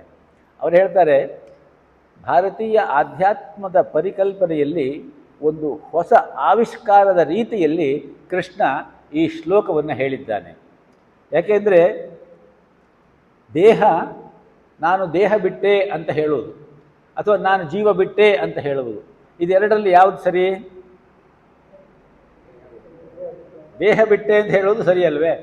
ಆದರೆ ಎಲ್ಲರಿಗೂ ಆ ರೀತಿಯ ಮನೋಭಾವ ಅಷ್ಟರ ಮಟ್ಟಿನ ಮೆಚ್ಯೂರಿಟಿ ಬಂದಿರುವುದಿಲ್ಲ. ಸಾಮಾನ್ಯವಾಗಿ ಅವನ ಜೀವ ಹೋಯಿತು ಅಂತಲೇ ಹೇಳ್ತಾರೆ ಅಲ್ವಾ? ಅದಕ್ಕೆ ಒಂದು ಉದಾಹರಣೆ ಉಂಟು. 1902 ಇಸವಿ ಜುಲೈ 4ನೇ ತಾರೀಕು ರಾತ್ರಿ 9 ಗಂಟೆ ಆದಮೇಲೆ ಬೇಲೂರು ಮಠದ, ಕಲ್ಕತ್ತಾ ಬಳಿಯ ಬೇಲೂರು ಮಠದಲ್ಲಿ ಇದ್ದಂತಹ ಸ್ವಾಮಿ ವಿವೇಕಾನಂದರು ಗತಿಸುತ್ತಾರೆ. ಅದೇ ಸಮಯಕ್ಕೆ ಅವರ ಗುರುಭಾಯಿ ಆಗಿದ್ದಂತಹ ರಾಮಕೃಷ್ಣಾನಂದರು ಅಂತ ಹೇಳಿ ಆ ನಂತರದಲ್ಲಿ ಪ್ರಸಿದ್ಧರಾಗಿ ಇಡೀ ರಾಮಕೃಷ್ಣ ವರ್ಲ್ಡ್ ಮಿಷನ್ನಿನ ಅಧ್ಯಕ್ಷರಾದವರು, ಪರಮಹಂಸರಿಂದಲೇ ಸಾಕ್ಷಾತ್ ಸನ್ಯಾಸ ದೀಕ್ಷೆಯನ್ನು ಪಡೆದವರು, ವಿವೇಕಾನಂದರಿಗಿಂತ ಸ್ವಲ್ಪ ಕಿರಿಯರು. ಅವರನ್ನು ಶಶಿ ಅಂತ ಹೇಳಿ ಕರೀತಾ ಇದ್ದರು, ಪ್ರೀತಿಯ ಹೆಸರವರಿಗೆ. ಅವರು ಮಡ್ರಾಸ್ನಲ್ಲಿದ್ದರಂತೆ. ಆ ಸಮಯಕ್ಕೆ ಮಡ್ರಾಸ್ನಲ್ಲಿದ್ದಂತಹ ಆ ಶಶಿ ರಾಮಕೃಷ್ಣಾನಂದರಿಗೆ ಒಂದು ಸ್ವಪ್ನ ಬಿತ್ತಂತೆ. ಆ ಸ್ವಪ್ನದಲ್ಲಿ ವಿವೇಕಾನಂದರು ಶಶಿ ಮೈನೆ ಶರೀರ್ ಛೋಡ್ ದಿಯಾ ಅಂತ ಹೇಳಿದಾಗ ಆಯ್ತಂತೆ. ನಾನು ನನ್ನ ಶರೀರವನ್ನು ಉಗುಳಿಬಿಟ್ಟೆ ಅಂತ ಹೇಳಿ. ಶರೀರ್ ಛೋಡ್ ದಿಯಾ ಅನ್ನೋದು ಬಹಳ ಮುಖ್ಯ ಅಲ್ಲಿ ನಮಗೆ. ತಕ್ಷಣ ಎಚ್ಚರವಾಯಿತಂತೆ ರಾಮಕೃಷ್ಣಾನಂದರಿಗೆ. ಸರಿ, ಆಮೇಲೆ ಗೊತ್ತಾಯಿತು ಅವರಿಗೆ. ಅಂದರೆ ಶರೀರವನ್ನು ಬಿಟ್ಟೆ ಅಂತ ಹೇಳುವುದು, ಶರೀರವನ್ನು ತ್ಯಜಿಸಿಬಿಟ್ಟೆ, ಶರೀರವನ್ನು ಉಗುಳಿಬಿಟ್ಟೆ. ಆದರೆ ಈ ಚಿಂತನೆ ಪಾಶ್ಚಾತ್ಯರಲ್ಲಿ ಇಲ್ಲ ಅಂತ ಹೇಳ್ತಾರೆ ಸ್ವಾಮೀಜಿಯವರು. ಪಾಶ್ಚಾತ್ಯರಲ್ಲಿ ಏನು ಹೇಳ್ತಾರೆ? ಅವನು ತನ್ನ ಜೀವವನ್ನು ಕಳೆದುಕೊಂಡು ಬಿಟ್ಟ, ಹಿ ಲಾಸ್ಟ್ ಹಿಸ್ ಲೈಫ್. ಅವನು ಶರೀರವನ್ನು ಬಿಟ್ಟ ಅಂತ ಹೇಳೋದಿಲ್ಲ. ಆದ್ದರಿಂದನೇ ಅವರು ಏನು ಮಾಡ್ತಾರೆ ಅಂತ ಕೇಳಿದ್ರೆ, ಶರೀರಕ್ಕೆ ವಿಶೇಷವಾದಂತಹ ಒಂದು ಪ್ರಾಮಿನೆನ್ಸ್ ಕೊಡ್ತಾರೆ. ಶರೀರವನ್ನು ಅವರು ಕಾಪಿಡ್ತಾರೆ, ರಕ್ಷಿಸ್ತಾರೆ ಅಲ್ವಾ? ಸತ್ತವನೇನಾದರೂ ಈಜಿಪ್ಷಿಯನ್ ಧರ್ಮದ ಫೆರೋ ಆಗಿದ್ದರಂತೂ ಆ ಸತ್ತವನಿಗೆ ಏನೇನು ಇಷ್ಟವಾಗಿತ್ತೋ ಎಲ್ಲವನ್ನೂ ಇಟ್ಟುಬಿಟ್ಟು ಅವನನ್ನು ಹೂಳ್ತಾರೆ. ಅಂತಹ ಮಮ್ಮಿ ಅಂತ ಹೇಳ್ತಾರಲ್ವೇ, ಅದನ್ನು ಈಜಿಪ್ಟ್ನಲ್ಲಿ ಅದು ಬಹಳ ಪ್ರಸಿದ್ಧವಾದದ್ದು. ಅದರ ಒಳಗಡೆ ನೀವು ಆ ವ್ಯಕ್ತಿಗೆ ಬೇಕಾದಂತಹ ಸಕಲ ಸಾಮಗ್ರಿಗಳನ್ನೂ ಇಟ್ಟಿರ್ತಾರೆ. ಏನೇನು ಬೇಕೋ ಎಲ್ಲ ಪರಿಮಳ ದ್ರವ್ಯ ವಸ್ತುಗಳು, ಅವನಿಗೆ ಬೇಕಾದಂತಹ ಸಿಹಿ ತಿಂಡಿಗಳು, ಜೊತೆಗೆ ಅವನು ಧರಿಸ್ತಾ ಇದ್ದಂತಹ pant, hat, walking stick, even shoes, ಪ್ರತಿಯೊಂದನ್ನು ಇಟ್ಟು ಅವನನ್ನು ದಫನ್ ಮಾಡ್ತಾರೆ. ಆದ್ದರಿಂದ ಅವರಿಗೆ ಶರೀರವೇ ಮುಖ್ಯ. ಆದರೆ ನಮ್ಮಲ್ಲಿ ಹಾಗಲ್ಲ. ಶರೀರ ಛೋಡ್ ದಿಯಾ, ಆ ರೀತಿಯಲ್ಲಿ ಶರೀರವನ್ನು ಬಿಟ್ಟ ಅವನು ಅನ್ನುವಂತಹ ರೀತಿಯಲ್ಲಿ ನಾವು ಈ ವಾಸಾಂಸಿ ಜೀರ್ಣಾನಿ ಯಥಾ ವಿಹಾಯ ನವಾನಿ ಗೃಹ್ಣಾತಿ ನರೋಪರಾಣಿ ಅನ್ನುವಂತಹ ಶ್ಲೋಕವನ್ನು ಚಿಂತನೆ ಮಾಡಬೇಕು. ಇದನ್ನು ಹೇಳ್ತಾ ಸ್ವಾಮೀಜಿಯವರು ಹೇಳ್ತಾರೆ, ಇಂತಹ ಭಾವ ನಮಗೆ ಬರಬೇಕಾದರೆ ನಮ್ಮ ಮನಸ್ಸು ಸ್ವಲ್ಪ ಮೇಲಕ್ಕೆ ಹೋಗಬೇಕು. ಎರಡು ರೀತಿಯಲ್ಲಿ ನಾವು ಇರ್ತೀವಿ. ಒಬ್ಬ ಬದ್ಧಾತ್ಮ, ಇನ್ನೊಬ್ಬ ಮುಕ್ತಾತ್ಮ. ನಾವೆಲ್ಲರೂ ಬದ್ಧಾತ್ಮರೇ. ನಮಗೆ ಆ ಮುಕ್ತಿ ಅನ್ನುವಂತಹ ಮಟ್ಟಕ್ಕೆ ಹೋಗಿ ಎಲ್ಲವನ್ನೂ ನಿರ್ವಿಕಾರ ದೃಷ್ಟಿಯಿಂದ ಸಾಕ್ಷೀಭೂತರಾಗಿ ನೋಡುವಂತಹ ಮನೋಭಾವ ಇನ್ನೂ ಸಿದ್ಧಿ ಆಗಿಲ್ಲ. ಆದ್ದರಿಂದ ನಾವೆಲ್ಲರೂ ಬದ್ಧಾತ್ಮರೇ. ಪರಮಹಂಸರು ಒಂದು ಉದಾಹರಣೆ ಕೊಡ್ತಾರೆ. ಎರಡು ರೀತಿಯ ಜನಗಳು, ಎರಡು ರೀತಿಯಲ್ಲಿ ಹೇಗೆ ಅಂತ ಕೇಳಿದ್ರೆ ಅದಕ್ಕೊಂದು ಉದಾಹರಣೆ. ತೆಂಗಿನಕಾಯಿಯಲ್ಲಿ ಎರಡು ರೀತಿ. ಒಂದು ನೀರು ತುಂಬಿದ ಎಳನೀರಿನ ಕಾಯಿ, ಇನ್ನೊಂದು ನೀರಿಲ್ಲದ ಕಾಯಿ. ಆ ಎಳನೀರಿನ ಕಾಯಿಯನ್ನು ನೀವು ಒಡೆದರೆ ಆ ಎಳನೀರನ್ನು ತೆಗೆಯುವಾಗ ಆ ಕರಟವೂ ಹಸಿಯಾಗಿ ಇರ್ತದೆ. ಆ ಎಳನೀರಿನ ಜೊತೆಯ ಆ ಗಂಜಿಯ ಜೊತೆಯಲ್ಲಿ ಆ ಕರಟವೂ ಬರುತ್ತೆ. ನಿಮಗೆ ತೆಂಗಿನಕಾಯಿ ತುರಿದ್ರೂ ಹಾಗೇ ಆಗುತ್ತೆ. ಒಂದೊಂದ್ಸಲಿ ಮನೆಯಲ್ಲಿ ನಾವು ಪೂರ್ತಿ ತುರಿಯೋಕ್ಕೆ ಆಗೋದಿಲ್ಲ, ಸ್ವಲ್ಪ ಹಿಡ್ಕೊಂಡಿರುತ್ತೆ. ನಾವೇನಾದ್ರು ತುರ್ಕೊಡ್ಲಿಕ್ಕೆ ಹೋದರೆ ನಿಮಗೆ ತುರಿಯೋಕ್ಕೆ ಬರಲ್ಲ ಬಿಡ್ರಿ, ನಾವು ತುರ್ಕೊಳ್ತೀವಿ ಅಂತಾರೆ ನಮ್ಮ ಮನೆಯವರು. ಹಾಗೆ ಅಂದರೆ ಒಂದು ಸ್ವಲ್ಪವೂ ವೇಸ್ಟ್ ಮಾಡಬಾರ್ದು. ಆದರೆ ನಾವು ತುರಿಯುವಾಗ ಏನಾಗುತ್ತೆ, ಆ ಕರಟ ಬರುತ್ತೆ. ಆ ಕರಟ ಬರುವಂತಹ ಆ ಒಂದು ತೆಂಗಿನಕಾಯಿಯ ರೂಪ ಇದೆಯಲ್ಲ, ಅದು ನಮ್ಮ ಬದ್ಧಾತ್ಮತೆ. ಅಂದರೆ ಶರೀರಕ್ಕೆ ಏನಾದರೂ ಒಂದು ಚೂರು ಆಗಿಬಿಟ್ರೂ ಕೂಡ ನಮಗೆ ಅಯ್ಯೋ ಜೀವವೇ ಹೋಯಿತು ಅನ್ನುವ ರೀತಿಯಲ್ಲಿ ನಾವು ಒದ್ದಾಡ್ತೀವಿ. ಇನ್ನೊಂದು ರೀತಿಯ ತೆಂಗಿನಕಾಯಿ ಇರುತ್ತೆ, ಅದು ಪೂರ್ತಿ ಬಲಿತು ಒಣಗಿ ಅದನ್ನು ಅಲ್ಲಾಡಿಸಿದ್ರೆ ಒಳಗಡೆ ಕೊಬ್ಬರಿ ಗಿಟಕು ಕಡಕಡ ಅಂತ ಶಬ್ದ ಬರ್ತದೆ. ಮುಕ್ತಾತ್ಮನಾದವನು ಹಾಗಿರ್ತಾನೆ, ಆ ರೀತಿಯಲ್ಲಿ ಇರ್ತಾನೆ. ಆ ಮಟ್ಟಕ್ಕೆ ಹೋದಾಗ ನಮಗೆ ಈ ಅನುಭವಗಳು ಸ್ವಲ್ಪವಾದರೂ ದಕ್ಕಲಿಕ್ಕೆ ಸಾಧ್ಯವಾಗ್ತದೆ ಅನ್ನುವಂತಹ ಮಾತನ್ನು ಹೇಳ್ತಾರೆ. ಒಂದು ಉದಾಹರಣೆ ಕೊಡ್ತಾರೆ ಸ್ವಾಮೀಜಿಯವರು.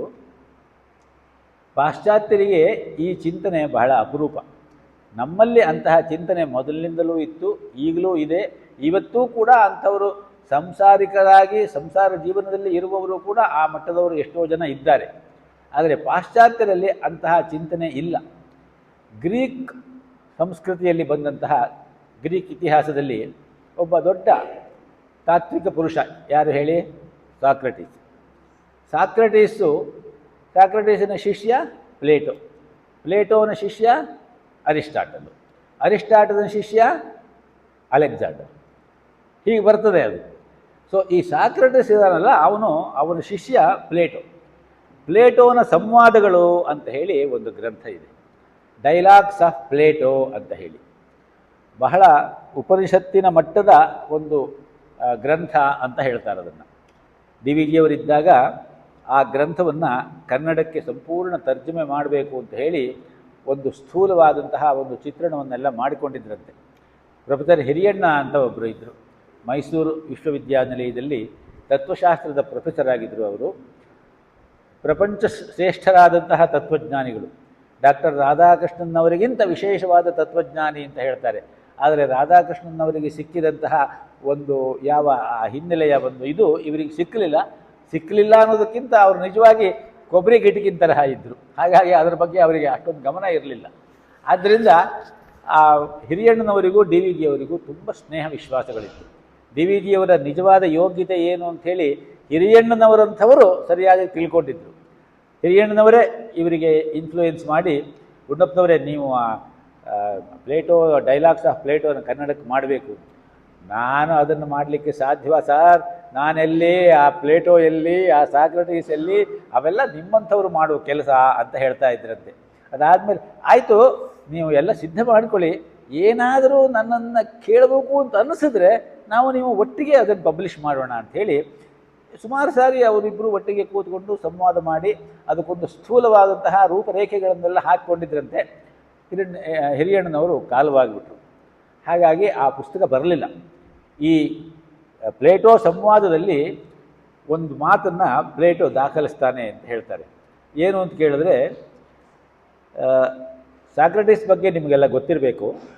ಸಾಕ್ರಟೀಸ್ ಬೋಧನೆ ಮಾಡಿದಂತಹ ಯಾವ ತತ್ವ ಇತ್ತು ಆ ತತ್ವವನ್ನು, ಅಂದರೆ ಈಗ ನಮ್ಮ ಈ ಚಿಂತನೆಯನ್ನೇ ಅವನು ಮಾಡಿದ್ದ. ಆತ್ಮ ಬೇರೆ, ಈ ಜೀವ ಬೇರೆ ಅನ್ನುವಂತಹ ಚಿಂತನೆಯನ್ನು. ಆದರೆ ಆವತ್ತಿನ ಅಥೆನ್ಸ್ನಲ್ಲಿ ಇದ್ದಂತಹ ಅಥವಾ ಗ್ರೀಕ್ ದೇಶದಲ್ಲಿ ಇದ್ದಂತಹ ಜನಗಳಿಗೆ ಸಾಕ್ರಟೀಸರನ್ನು ತಿಳಿದುಕೊಳ್ಳುವಷ್ಟು ಪ್ರಬುದ್ಧತೆ ಇರಲಿಲ್ಲ. ಅವರೆಲ್ಲ ಐಷಾರಾಮಿ ಜೀವನದಲ್ಲೇ ಇದ್ದರು. ಅವರು ಪ್ರತಿಯೊಂದು ಸಮಾಜದ ಎಲ್ಲ ರೀತಿಯ ಸುಖ, ಸಂತೋಷ, ಸಾಮ್ರಾಜ್ಯ, ಯುದ್ಧ ಇತ್ಯಾದಿಗಳಲ್ಲಿ ಬೇಕಾದಷ್ಟು ಪರಿಣಿತರಾಗಿದ್ದರು. ಆದರೆ ಆತ್ಮತತ್ವವನ್ನು ಅವರು ಸರಿಯಾಗಿ ತಿಳ್ಕೊಂಡಿರಲಿಲ್ಲ. ಹಾಗಾಗಿ ಏನಾಗುತ್ತೆ ಅಂತ ಕೇಳಿದ್ರೆ, ಸಾಕ್ರಟೀಸು ದೇಶದ ಯುವಕರನ್ನು ದಾರಿ ತಪ್ಪಿಸ್ತಾ ಇದ್ದಾನೆ, ಏನೇನೋ ಇಲ್ಲದೇ ಇರುವ ವಿಚಾರವನ್ನು ಅಂತ ಹೇಳಿ ಅಥೆನ್ಸಿನ ನ್ಯಾಯಾಲಯದಲ್ಲಿ ಅವನ ಮೇಲೆ ದಾವೆ ಹೂಡಿ ಅವನಿಗೆ ಹೆಮ್ಲಾಕ್ ಅನ್ನುವಂತಹ ಒಂದು ವಿಷಪ್ರಾಶನ ಮಾಡಿಸಿ ಸಾಯಿಸುವಂತಹ ಒಂದು ಶಿಕ್ಷೆಯನ್ನು ಕೊಡ್ತಾರೆ. ಆ ಸಂದರ್ಭದಲ್ಲಿ ಆ ಶಿಕ್ಷೆ ಜಾರಿ ಆಗಬೇಕು. ಸಾಕ್ರಟೀಸ್ ಕೂತಿದ್ದಂತೆ, ಅವನ ಸುತ್ತಲೂ ಅವನ ಶಿಷ್ಯರು ಪ್ಲೇಟೋ ಇತ್ಯಾದಿಗಳೆಲ್ಲ ಕೂತಿದ್ರಂತೆ. ಸರಿ, ಆ ಸಮಯದಲ್ಲಿ ಎಲ್ಲರಿಗೂ ಕೂಡ ದುಃಖ ಜಾಸ್ತಿ ಆಗಿಬಿಟ್ಟು ಅಳ್ಳಿಕ್ಕೆ ಶುರು ಮಾಡಿದ್ರಂತೆ. ಆವಾಗ ಸಾಕ್ರಟೀಸ್ ಹೇಳಿದಂತೆ, ಹೆಂಗಸರೆಲ್ಲ ಇದ್ದರೆ ಅವರು ಸುಮ್ಮನೆ ಧಾವಂತ ಮಾಡಿಕೊಂಡು ಹತ್ತು ಕರೆದು ಮಾಡ್ತಾರೆ ಅಂತ ಹೇಳಿಬಿಟ್ಟು ಹೆಂಗಸರನ್ನೆಲ್ಲ ನಾನು ಒಳಗಡೆಗೆ ಹೋಗಿ ಕಳಿಸ್ಬಿಟ್ಟೆ, ಈಗ ನೋಡಿದ್ರೆ ನೀವು ಅವರಿಗಿಂತ ಜಾಸ್ತಿ ಹೇಳ್ತಾ ಇದ್ದೀರಲ್ಲ ಅಂತ ಹೇಳಿದಂತೆ. ಅದು ಇದು ಮಾತನಾಡ್ತಾ ಇನ್ನೇನು ಅವರು ವಿಷ ತಗೊಳ್ಬೇಕು, ವಿಷಪ್ರಾಶನ ಮಾಡಿಸ್ಬೇಕು ಅವನಿಗೆ. ಆವಾಗ ಕ್ರೈಟೋ ಅನ್ನುವಂತಹ ಒಬ್ಬ ಶಿಷ್ಯ, ಸ್ವಲ್ಪ ವಯಸ್ಸಾದವನು, ಅವನು ಕೇಳಿದಂತೆ, ಸಾಕ್ರಟೀಸ್ ನೀನು ಸತ್ತು ಹೋದ ಮೇಲೆ ನಿನ್ನನ್ನು ನಾವು ಹೇಗೆ ಹೂಳಬೇಕು ಅಂತ ಹೇಳಿ. ಸಾಕ್ರಟೀಸ್ನಿಗೆ ನಗು ಬಂತಂತೆ. ಏನು ಕೇಳ್ತಾ ಇದ್ದೀಯಾ ನೀನು? ಅದೇ ನೀವು ಸತ್ತು ಹೋದ ಮೇಲೆ ನಿನ್ನನ್ನು ಹೇಗೆ ಹೂಳಬೇಕು. ನಾನಿನ್ನೂ ಸತ್ತೇ ಇಲ್ಲ, ನಾನಿನ್ನೂ ವಿಷನೇ ತಗೊಂಡಿಲ್ಲ, ಈಗಾಗಲೇ ನನ್ನನ್ನು ನೀನು ಹೂಳ್ಲಿಕ್ಕೆ ತಯಾರು ಮಾಡ್ತಾ ಇದ್ದೀಯಾ. ನೀನು ಮೊದಲು ಮಾಡಬೇಕಾದದ್ದು ಆ ನನ್ನನ್ನು ನೀನು ಹಿಡಿಬೇಕು, ನಾನು ಯಾರು ಅನ್ನೋದನ್ನು ನೀನು ಹಿಡ್ಕೊಳ್ಬೇಕು. ಆಮೇಲೆ ನನ್ನನ್ನು ಏನು ಮಾಡಬೇಕು ಅನ್ನೋದನ್ನು ನಾನು ಹೇಳ್ತೀನಿ, ಪರವಾಗಿಲ್ಲ. ನನ್ನನ್ನು ನೀನು ಹಿಡಿಯಲಿಕ್ಕೆ ಸಾಧ್ಯವಾ? ಅದೇ ಆತ್ಮ. ಆ ರೀತಿಯೆಲ್ಲ ಹೇಳ್ತಾ ಕೊನೆಯಲ್ಲಿ ಸಾಕ್ರಟೀಸ್ ಹೇಳ್ತಾರಂತೆ, ಏನು ಯೋಚನೆ ಮಾಡಬೇಡ, ಬೇರೆಯವರನ್ನೆಲ್ಲ ಹೇಗೆ ದಫನ್ ಮಾಡ್ತೀರೋ ಅದೇ ರೀತಿ ನನ್ನನ್ನು ನೀನು ಹೂಳಬಹುದು ಅಂತ ಹೇಳ್ಬಿಟ್ಟು ಹೇಳ್ತಾರಂತೆ. ಆದರೆ ನಮ್ಮಲ್ಲಿ ಆ ಹೂಳುವ ಪದ್ಧತಿ ಇಲ್ಲ. ನಮ್ಮಲ್ಲಿ ಏನು ಸುಡುವ ಪದ್ಧತಿ. ಆದ್ದರಿಂದ ಶರೀರವನ್ನು ಛೋಡ್ದಿಯಾ ಅಂತ ಹೇಳಿದ ಕೂಡಲೇ, ಅಥವಾ ಯಾರು ಶರೀರವನ್ನು ಬಿಟ್ಟರೆ ಅದನ್ನು ನಾವು ತಕ್ಷಣವೇ ಸುಟ್ಟು ಹಾಕಿಬಿಡ್ತೀವಿ, ಜಾಸ್ತಿ ಲೇಟ್ ಮಾಡೋದಿಲ್ಲ. ಯಾಕೆ ಅಂತ ಕೇಳಿದ್ರೆ, ಆಚಾರ್ಯ ಶಂಕರರು ಭಜಗೋವಿಂದಂ ಸ್ತೋತ್ರದಲ್ಲಿ ಹೇಳ್ತಾರೆ, ಯಾವತ್ ಪವನೋ ನಿವಸತಿ ದೇಹೇ ತಾವತ್ ಪೃಚ್ಛತಿ ಕುಶಲಂ ಗೇಹೇ ಗತವತಿ ವಾಯೌ ದೇಹಾಪಾಯೇ ಭಾರ್ಯಾ ಬಿಭ್ಯತಿ ತಸ್ಮಿನ್ ಕಾಯೇ. ಎಲ್ಲಿವರೆಗೆ ನಾವು ಉಸಿರಾಡ್ತಾ ಇರ್ತೀವೋ, ಸಂಪಾದನೆ ಮಾಡ್ತಾ ಇರ್ತೀವೋ, ಚೆನ್ನಾಗಿ ಇರ್ತೀವೋ, ಅಲ್ಲಿಯವರೆಗೆ ನಮ್ಮನ್ನು ಎಲ್ಲರೂ ಕೇಳುವವರೇ, ಮಾತನಾಡಿಸುವವರೇ, ಗೌರವ ಕೊಡುವವರೇ, ಪ್ರೀತಿಸುವವರೇ. ನಮಗೇನಾದರೂ ಒಂದು ಸ್ವಲ್ಪ ತೊಂದರೆ ಬಂತು ಅಂತಾದರೆ, ನಮ್ಮ ಕೈ ಸೋತು ಅಂತಾದರೆ, ಜೊತೆಗೆ ಗತವತಿ ವಾಯವು ಉಸಿರು ನಿಂತು ಹೋಯಿತು ಅಂತಾದರೆ ಮೊದಲು ವ್ಯವಸ್ಥೆ ಮಾಡಿಯಪ್ಪ ಅಂತ ಹೇಳ್ತಾರೆ. ಭಾರ್ಯಾ ಬಿಭ್ಯತಿ ಅಂತ ಹೇಳ್ತಾರೆ. ವಿಶೇಷ ಏನಿಲ್ಲ, ವಯಸ್ಸ ಅಷ್ಟೇ, ಅಲ್ಲೇನು ವಿಶೇಷ ಏನಿಲ್ಲ. ಶಂಕರಾಚಾರ್ಯರು ತಮ್ಮನ್ನು ಮುಖ್ಯವಾಗಿ ಇಟ್ಟುಕೊಂಡು ಹೇಳಿದ್ದಾರೆ ಅಷ್ಟೇ. ಅದನ್ನೆಲ್ಲ ಯಾಕೆ ಹಾಗೆ ಹೇಳಿದರು ಅಂತ ಹೇಳಿ ಪ್ರಶ್ನೆ ಮಾಡಬಾರ್ದು. ಅದರಿಂದ ಭಾರ್ಯ ಆಗಬಹುದು, ಪತಿನೇ ಆಗಬಹುದು, ಇಬ್ಬರೂ ಕೂಡ ಮೊದಲು ಅದನ್ನು ವ್ಯವಸ್ಥೆ ಮಾಡಿ ಅಂತಲೇ ಹೇಳೋದು. ಆ ಮಾರ್ಟಲ್ ರಿಮೈನ್ಸನ್ನು ಮೊದಲು ಸರಿಯಾದ ರೀತಿಯಲ್ಲಿ ವ್ಯವಸ್ಥೆ ಮಾಡಬೇಕು. ಆ ವ್ಯವಸ್ಥೆ ಮಾಡುವ ಕಾರ್ಯ ಇದೆಯಲ್ಲ, ಅದು ಬಹಳ ಮುಖ್ಯ. ಅದನ್ನು ಸುಟ್ಟು ಹಾಕುವುದಿದೆಯಲ್ಲ, ಸುಟ್ಟು ಹಾಕುವುದಕ್ಕಿಂತ ಬೇರೆ ವೈಜ್ಞಾನಿಕವಾಗಿ ನಮ್ಮ ಮಾರ್ಟಲ್ ರಿಮೈನ್ಸನ್ನು ಇಲ್ಲ ಅಂತ ಮಾಡುವ ವಿಧಾನ ಬೇರಿಲ್ಲ ಅಂತ ಹೇಳ್ತಾರೆ. ಇದು ವೈಜ್ಞಾನಿಕವಾಗಿ ಸಿದ್ಧವಾಗಿರುವಂಥದ್ದು. ಡಾಕ್ಟರ್ ಎಚ್ ನರಸಿಂಹಯ್ಯನವರ ಹೆಸರು ಕೇಳಿದ್ದೀರಲ್ವ ನೀವು? ಬೆಂಗಳೂರು ವಿಶ್ವವಿದ್ಯಾನಿಲಯದ ವಿದ್ಯಾರ್ಥಿಗಳಾಗಿರೋರಿಗೆಲ್ಲ ಅವ್ರಿಗೆ ಗೊತ್ತಿರುತ್ತೆ. ಹೆಚ್ಚಿನ ಜನಗಳು ಇಲ್ಲಿ ಬೆಂಗಳೂರಿನಲ್ಲೇ ಓದ್ದವರಾದರೆ ಎಚ್ ನರಸಿಂಹಯ್ಯನವರ ಪರಿಚಯ ಇರುತ್ತೆ. ನ್ಯಾಷನಲ್ ಎಜುಕೇಷನ್ ಸೊಸೈಟಿಯ ಅಧ್ಯಕ್ಷರಾಗಿ, ನ್ಯಾಷನಲ್ ಕಾಲೇಜಿನ ಪ್ರಿನ್ಸಿಪಾಲರಾಗಿ, ಉತ್ತರೋತ್ತರದಲ್ಲಿ ಬೆಂಗಳೂರು ವಿಶ್ವವಿದ್ಯಾನಿಲಯದ ಉಪಕುಲಪತಿಗಳಾಗಿ ಬಹಳ ಪ್ರಖರವಾದ ವಿಚಾರವಾದಿಗಳು. ಅವರೊಬ್ಬರು ಒಂದು ರೀತಿಯ ಅಗ್ನಾಸ್ಟಿಕ್ ಅಂತ ಹೇಳ್ತಾರಲ್ಲ, ಆ ತರಹ ನಿರೀಶ್ವರವಾದಿಗಳು. ದೇವರ ಇದೆ ಅಂತನೂ ಇಲ್ಲ, ಇಲ್ಲ ಅಂತನೂ ಇಲ್ಲ ಅನ್ನುವ ಮಟ್ಟದವರು. ಆದರೆ ರಾಮಕೃಷ್ಣ ಮಠಕ್ಕೆ ತುಂಬ ನಡ್ಕೊಳ್ತಾ ಇದ್ದರು. ರಾಮಕೃಷ್ಣ ಮಠದ ಚಿಂತನೆಗಳನ್ನು ತುಂಬ ಒಪ್ಪಿಕೊಳ್ತಾ ಇದ್ದರು. ಅವರು ನ್ಯಾಷನಲ್ ಕಾಲೇಜಿಂದ ಸಾಮಾನ್ಯವಾಗಿ ವಾರಕ್ಕೆ 2-3 ದಿವಸ ರಾಮಕೃಷ್ಣಾಶ್ರಮಕ್ಕೆ ಹೋಗಿ ಬರ್ತಾ ಇದ್ರಂತೆ. ಕೊನೆಯ ಹಂತದಲ್ಲಿ ಅವರ ಜೀವನದ ಕೊನೆಯ ಕಾಲದಲ್ಲಿ ಅವರಿಗೆ ಆರೋಗ್ಯ ಕೆಟ್ಟು ಹೋಗ್ಬಿಡುತ್ತೆ. ಆರೋಗ್ಯ ಕೆಟ್ಟಾಗ ಅವರನ್ನು ಆಸ್ಪತ್ರೆಗೆ ಸೇರಿಸ್ತಾರೆ. ಆಸ್ಪತ್ರೆಗೆ ಸೇರಿಸಿ ಅವರು ಆಸ್ಪತ್ರೆಯಲ್ಲಿ ಶುಶ್ರೂಷೆಯನ್ನು ಪಡಿತಾ ಇರುವಾಗ ಪ್ರೊಫೆಸರ್ ಕೃಷ್ಣೇಗೌಡರು ಗೊತ್ತಲ್ವ, ಎಲ್ಲರಿಗೂ ಗೊತ್ತು. ಕೃಷ್ಣೇಗೌಡರು ಇದನ್ನು ಒಂದು ಕಡೆ ದಾಖಲಿಸಿದ್ದಾರೆ. ಅವರು ನರಸಿಂಹಯ್ಯನವರನ್ನು ನೋಡ್ಕೊಂಡು ಬರಬೇಕು, ಸೌಜನ್ಯದ ಭೇಟಿ ಅಂತ ಹೇಳಿಬಿಟ್ಟು ಅವರು ಅವರ ಕೆಲವು ಸ್ನೇಹಿತರು ಎಲ್ಲ ನರಸಿಂಹಯ್ಯನವರನ್ನು ನೋಡಲಿಕ್ಕೆ ಹೋದ್ರಂತೆ ಆಸ್ಪತ್ರೆಗೆ. ನರಸಿಂಹಯ್ಯನವರು ಬನ್ನಿ ಬನ್ನಿ ಬನ್ನಿ ಕೃಷ್ಣೇಗೌಡ್ರೆ, ಬಹಳ ಸಂತೋಷ ಆಯಿತು, ಬಹಳ ಸಂತೋಷ ಆಯಿತು. ಬಹಳ ವಿಶೇಷವಾದಂತಹ ಹಾಸ್ಯ ಪ್ರಜ್ಞೆ ಇದ್ದಂತಹ ವ್ಯಕ್ತಿ ಹೆಚ್ಚು ನರಸಿಂಹಯ್ಯನವರು. ಡೈರೆಕ್ಟಾಗಿ ಅವ್ರ ಮಾತನ್ನು ಕೇಳಿದರೆ, ಅವರನ್ನು ನೋಡಿದರೆ ನಿಮಗೆ ಅದರ ಅನುಭವ ಇರ್ತದೆ. ಕೊನೆಗಾದರೂ ಬಂದೇ ಬಿಟ್ರಲ್ಲ ನನ್ನನ್ನು ನೋಡ್ಲಿಕ್ಕೆ, ನಾವು ಹೋಗೋದ್ರೊಳಗೆ ಅಂತ ಹೇಳಿದ್ರಂತೆ ಕೃಷ್ಣೇಗೌಡರನ್ನ ಕುರಿತು. ಅದು ಇದು ಮಾತಾಡಿದ ಮೇಲೆ ಎಚ್ ನರಸಿಂಹಯ್ಯನವರು ಹೇಳಿದ್ರಂತೆ, ಎಲ್ಲ ಮುಗೀತಪ್ಪ ಕೃಷ್ಣೇಗೌಡ, ಎಲ್ಲ ಮುಗೀತು. ಏಕವಚನದಲ್ಲೇ ಮಾತಾಡಿಸ್ತಾ ಇದ್ರಂಥವರು. ಎಲ್ಲ ಮುಗೀತು, ಏನಿಲ್ಲ, ಎಲ್ಲ ಮುಗಿದ ಮೇಲೆ ತಗೊಂಡು ಹೋಗಿ ಮಾಲೂರಿನಲ್ಲಿ ನನ್ನನ್ನು ಸುಟ್ಟು ಹಾಕಿಬಿಡಿ ಎಂದ್ರಂತೆ. ಅವರು ಯಾವ ಕೋಮಿನಿಂದ ಬಂದವರು ಅಂತ ನಮಗೆಲ್ಲ ಗೊತ್ತಿದೆ. ಆದರೆ ಅವರು ಕೋಮಾತೀತರು, ವೈದ್ಯಕೀಯ ಪರಿಭಾಷೆಯ ಕೋಮಾತೀತರಲ್ಲ, ನಮ್ಮ ರೂಢಿಯ ಕೋಮಿನ ಅತೀತರು ಅವರು. ಹಾಗಿದ್ದರು ಅವರು. ಅದು ನಿಜವಾದ ಗಾಂಧಿವಾದಿ, ನಿಜವಾದ ದೈವ ಭಕ್ತರು. ನಿಜವಾಗಿ ಅವರು ನನ್ನನ್ನು ಸುಟ್ಟು ಹಾಕಿಬಿಡಿ, ನಾನು ಮಾಲೂರಿನಲ್ಲಿ ಸಿದ್ದಪ್ಪ ಇದಾನಲ್ಲ ಅವನಿಗೆ ಹೇಳಿದ್ದೀನಿ, 1-2 ಗಾಡಿ ಒಣಗಿದ ಸೌದೆಯನ್ನು ಸಿದ್ಧ ಮಾಡಿಡು ಅಂತ ಹೇಳಿಬಿಟ್ಟಿದ್ದೀನಿ ಅವನಿಗೆ ಅಂತ ಹೇಳಿಬಿಟ್ಟು, ನಾನು ಇಲ್ಲಿ ನನ್ನ ಜೀವ ಬಿಟ್ಟು ನನ್ನ ಉಸಿರು ನಿಂತು ಕೂಡಲೇ ನೀವೆಲ್ಲ ಸೇರಿಕೊಂಡು ನನ್ನನ್ನು ತಗೊಂಡೋಗಿ ಮಾಲೂರಿನಲ್ಲಿ ಸುಟ್ಟು ಹಾಕಿಬಿಡಿ ನೀವು ಅಂತ ಹೇಳಿದ್ರು. ಸರ್, ಯಾಕೆ ಸರ್ ನೀವು ಅದನ್ನೆಲ್ಲ ಮಾತಾಡ್ತೀರಿ? ಇನ್ನೂ ನೀವು ಆರೋಗ್ಯವಾಗಿ ಹೊರಗಡೆಗೆ ಬರಬೇಕು, ನಮ್ಮನ್ನೆಲ್ಲ ಇನ್ನೂ ಮಾರ್ಗದರ್ಶನ ಮಾಡಬೇಕು, ಯಾಕೆ ಆ ಥರ ಎಲ್ಲ ಮಾತಾಡ್ತೀರಿ?